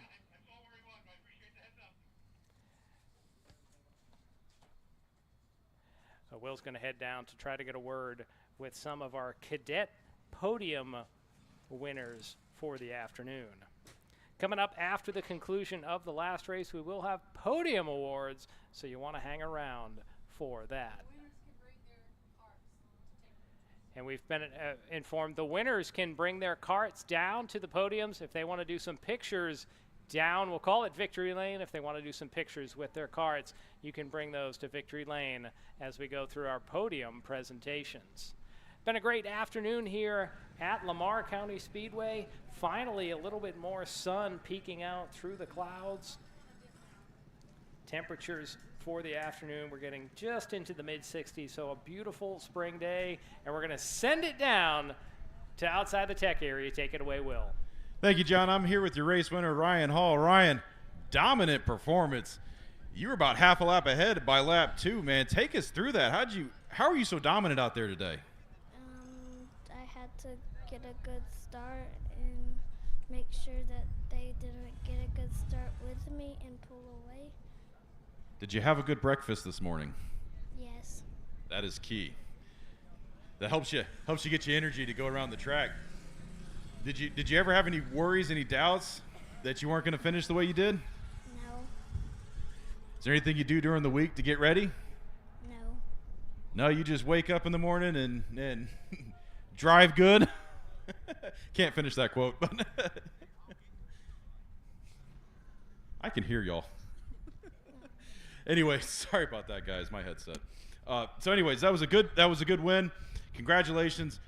Anything else? Anybody you'd like to thank? Any sponsors? Anybody you want to say thank you to? My mom and my dad and my grandparents. Well, congratulations on the win. Good job. Are you going to come back out? Are you going to be out here next month? Yes. You going to do anything different? I don't know. Well, it doesn't seem like you need to because you were very dominant today. Congratulations on the win, and we'll see you on the next one. Good job. All right, thank you, Will. Boy, I got to say, these kids know how to keep the cards close to the vest nowadays, not letting their competition get any advantage. But congratulations to the winner of our LO206 cadet race this afternoon, Ryan Hall. The engines have fired in the staging area, so our last group of carts getting set to take to the track 20 laps in our LO206 Masters feature. Grant Lockwood will start on the pole. He was your heat race winner earlier this afternoon. Adam Phillips will be alongside. Second row, Aaron Cox on the inside with Lucas Arnett in the number 52 to his outside. Tim Clark and Trip Rivers will be in row number 3, and making up the final row, Darren Bray and Tracy Pearson. Lockwood and Phillips on that front row were locked in a close battle the entire time. The difference at the line, less than 0.4 of a second. They'll have an extra 10 laps in this feature to work things out. We'll also be focusing in on Lucas Arnett, the general manager of the kart track at Atlanta Motorsports Park. He's in the number 52 blue suit with a very clean white helmet. The field seems stacked up as they head down towards turn number 1. Let's see if they will get a start. No. No start that time around, so for the second time today, we're going to try it once more when we come around. The Master's just a little too antsy on the throttle. Premature acceleration, as they might say in the dirt track world. So they're going to try things once again. Phillips and Lockwood making up your front row. They're going to get stacked up 2 by 2 once again here. Once again, next race coming up here at Lamar County Speedway will be April 4th through 6th. The Vintage Kart Association will be here for their 18th annual Winter Nationals. AMP's next race will be that same weekend, Saturday, April 6th, for round 2 of their championship series. Green flag is out. Our field's going to thunder down into turn number 1. And they're side by side at the lead, Phillips and Lockwood.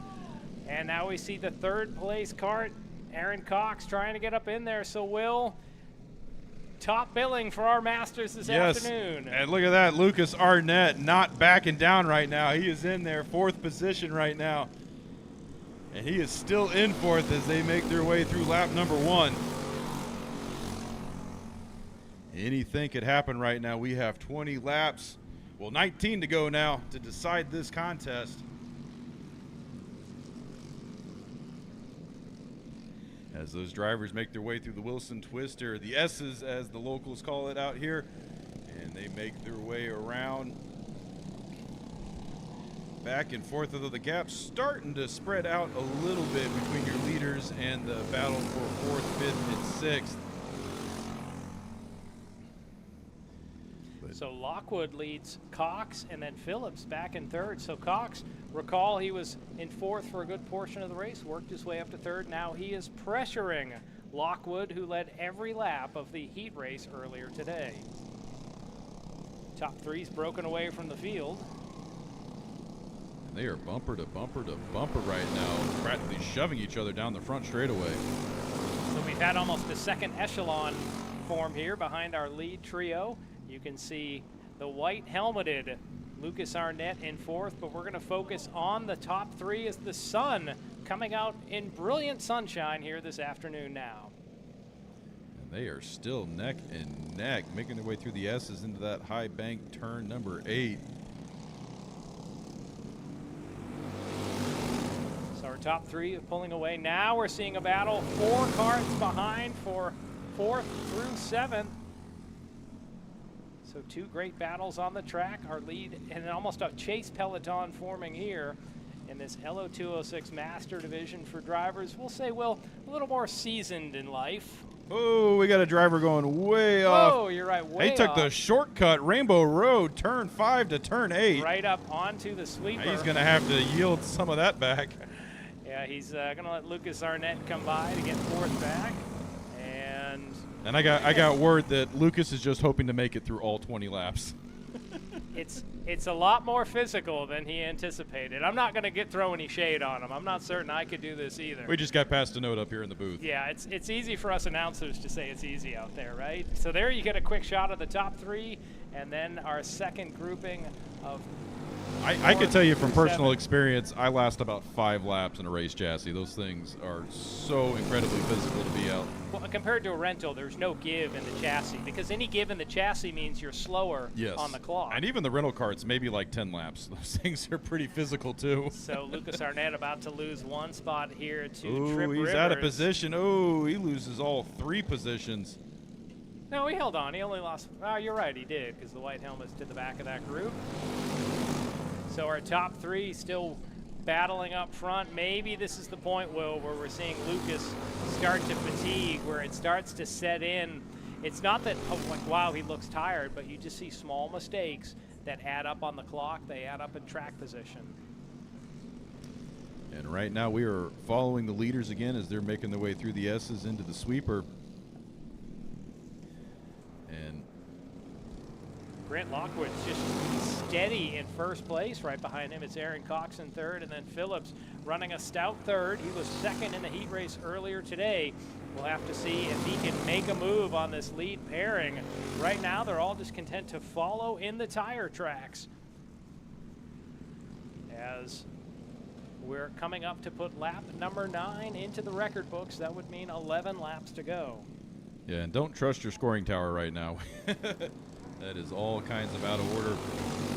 Your leader right now, Grant Lockwood, making his way down the front straightaway. Trouble. Oh, more Whoa, trouble. Looked like Lucas Off Arnett to got Wilson. around. Arnett got around, and then That's the I 60 think of Tim Tim. Clark trying to evade and hit some of the tires. So some wild action deeper in the pack as they get lap number 9. The cross flag should be up for our lead trio. And we unfortunately didn't catch any of that on our cameras. That's a shame. That could have gone into some promo reel at the company. No, that would have been played at the Christmas party this year. Yeah. Every member social. All right, so once again, our top 3 on track. Grant Lockwood leads Aaron Cox and Adam Phillips. Then it is about a 6-second gap back to Darren Bray, who is running in 4th. They are winding down the laps right now. I'm going to go stick my head on top of the scoring computer to see where we're at. Well, they're 11 laps Oh, in. you got them on there. Oh, you get them on Race Monitor. Race Monitor has it right now. So I could imagine now for these drivers, the fatigue starting to set in. They've already been on track a few times. And I just got word about the money racing today. So one of the winners will get $100, and it'll be the winner that had the highest gap of the day. Okay. So I could potentially be either Ryan Hall. We saw a couple of the earlier races. Does not look like that's going to happen today. This might be the closest finish as our top trio still all on your screen.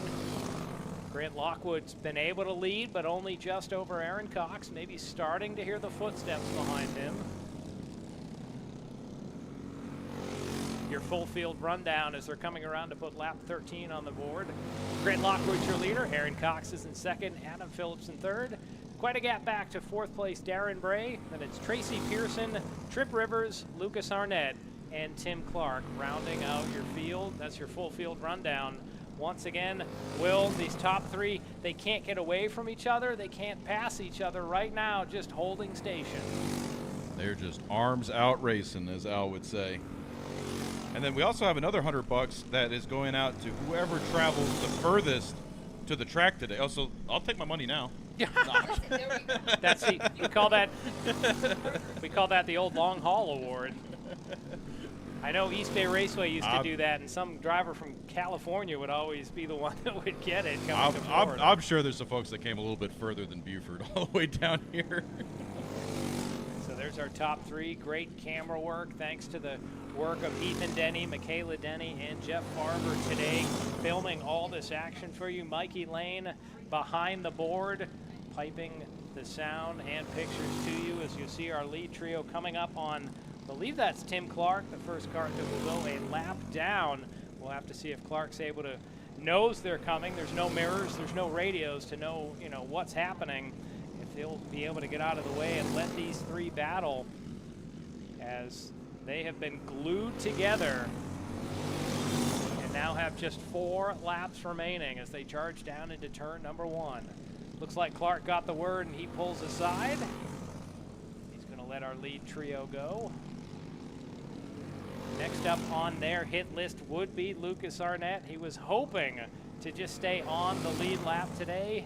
We'll see if he's able to make that happen, as there will be just 3 laps to go this time around. Will at some point one of these 2 drivers in 2nd and 3rd is going to have to step out of line and make a move? Is it going to be Cox? Is it going to be Phillips? And if Cox goes, will Phillips help him to get around Grant Lockwood?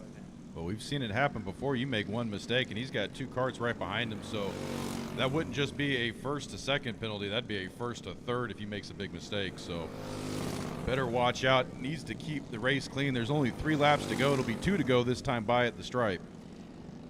Clenched flags in the air for the final time today by our starter, Richard Pearson.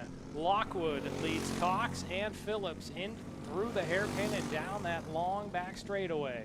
And that was about a 0.4 second gap at the line, as we were already halfway through this final lap as the drivers make their way to the S's for the final time.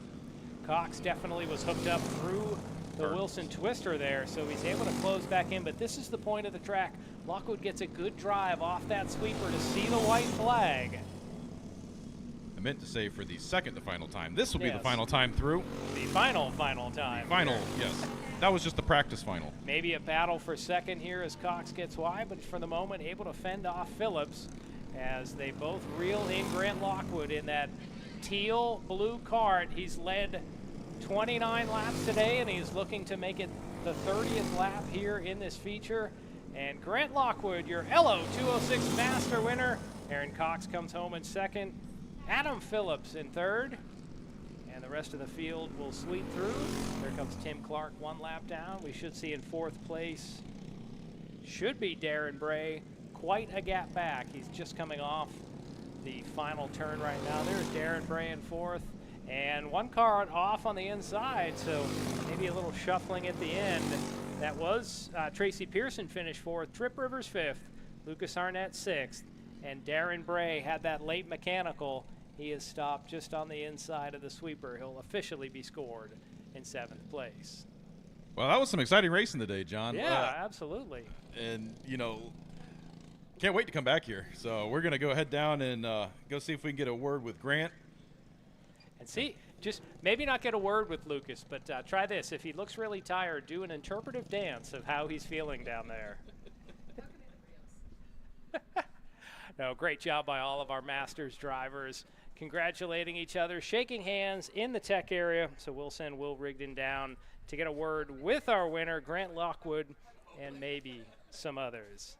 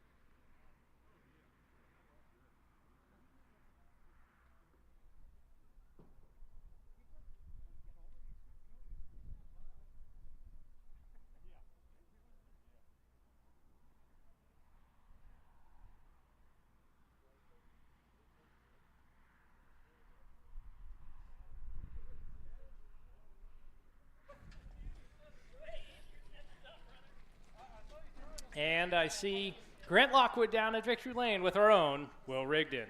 Thank you, John. I am down here with Grant Lockwood. Grant, we had 30 laps of racing today, and you led all 30 of them. Did you eat your Wheaties this morning? I did, actually, yeah. No, the cart was just great. Engine was great. I forgot to thank Al Edwards with the Land Light engines for giving me the awesome power that I had. Again, MGM chassis, GM Racing. Of course, everyone that volunteered here today.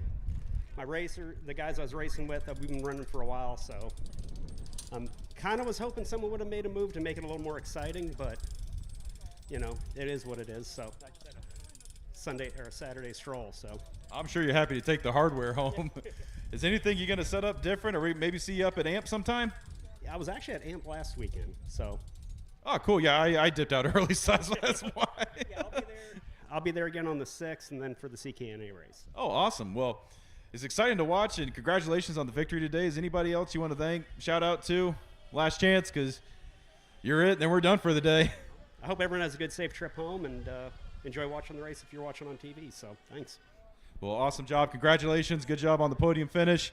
And, John, we're going to send it back up to you.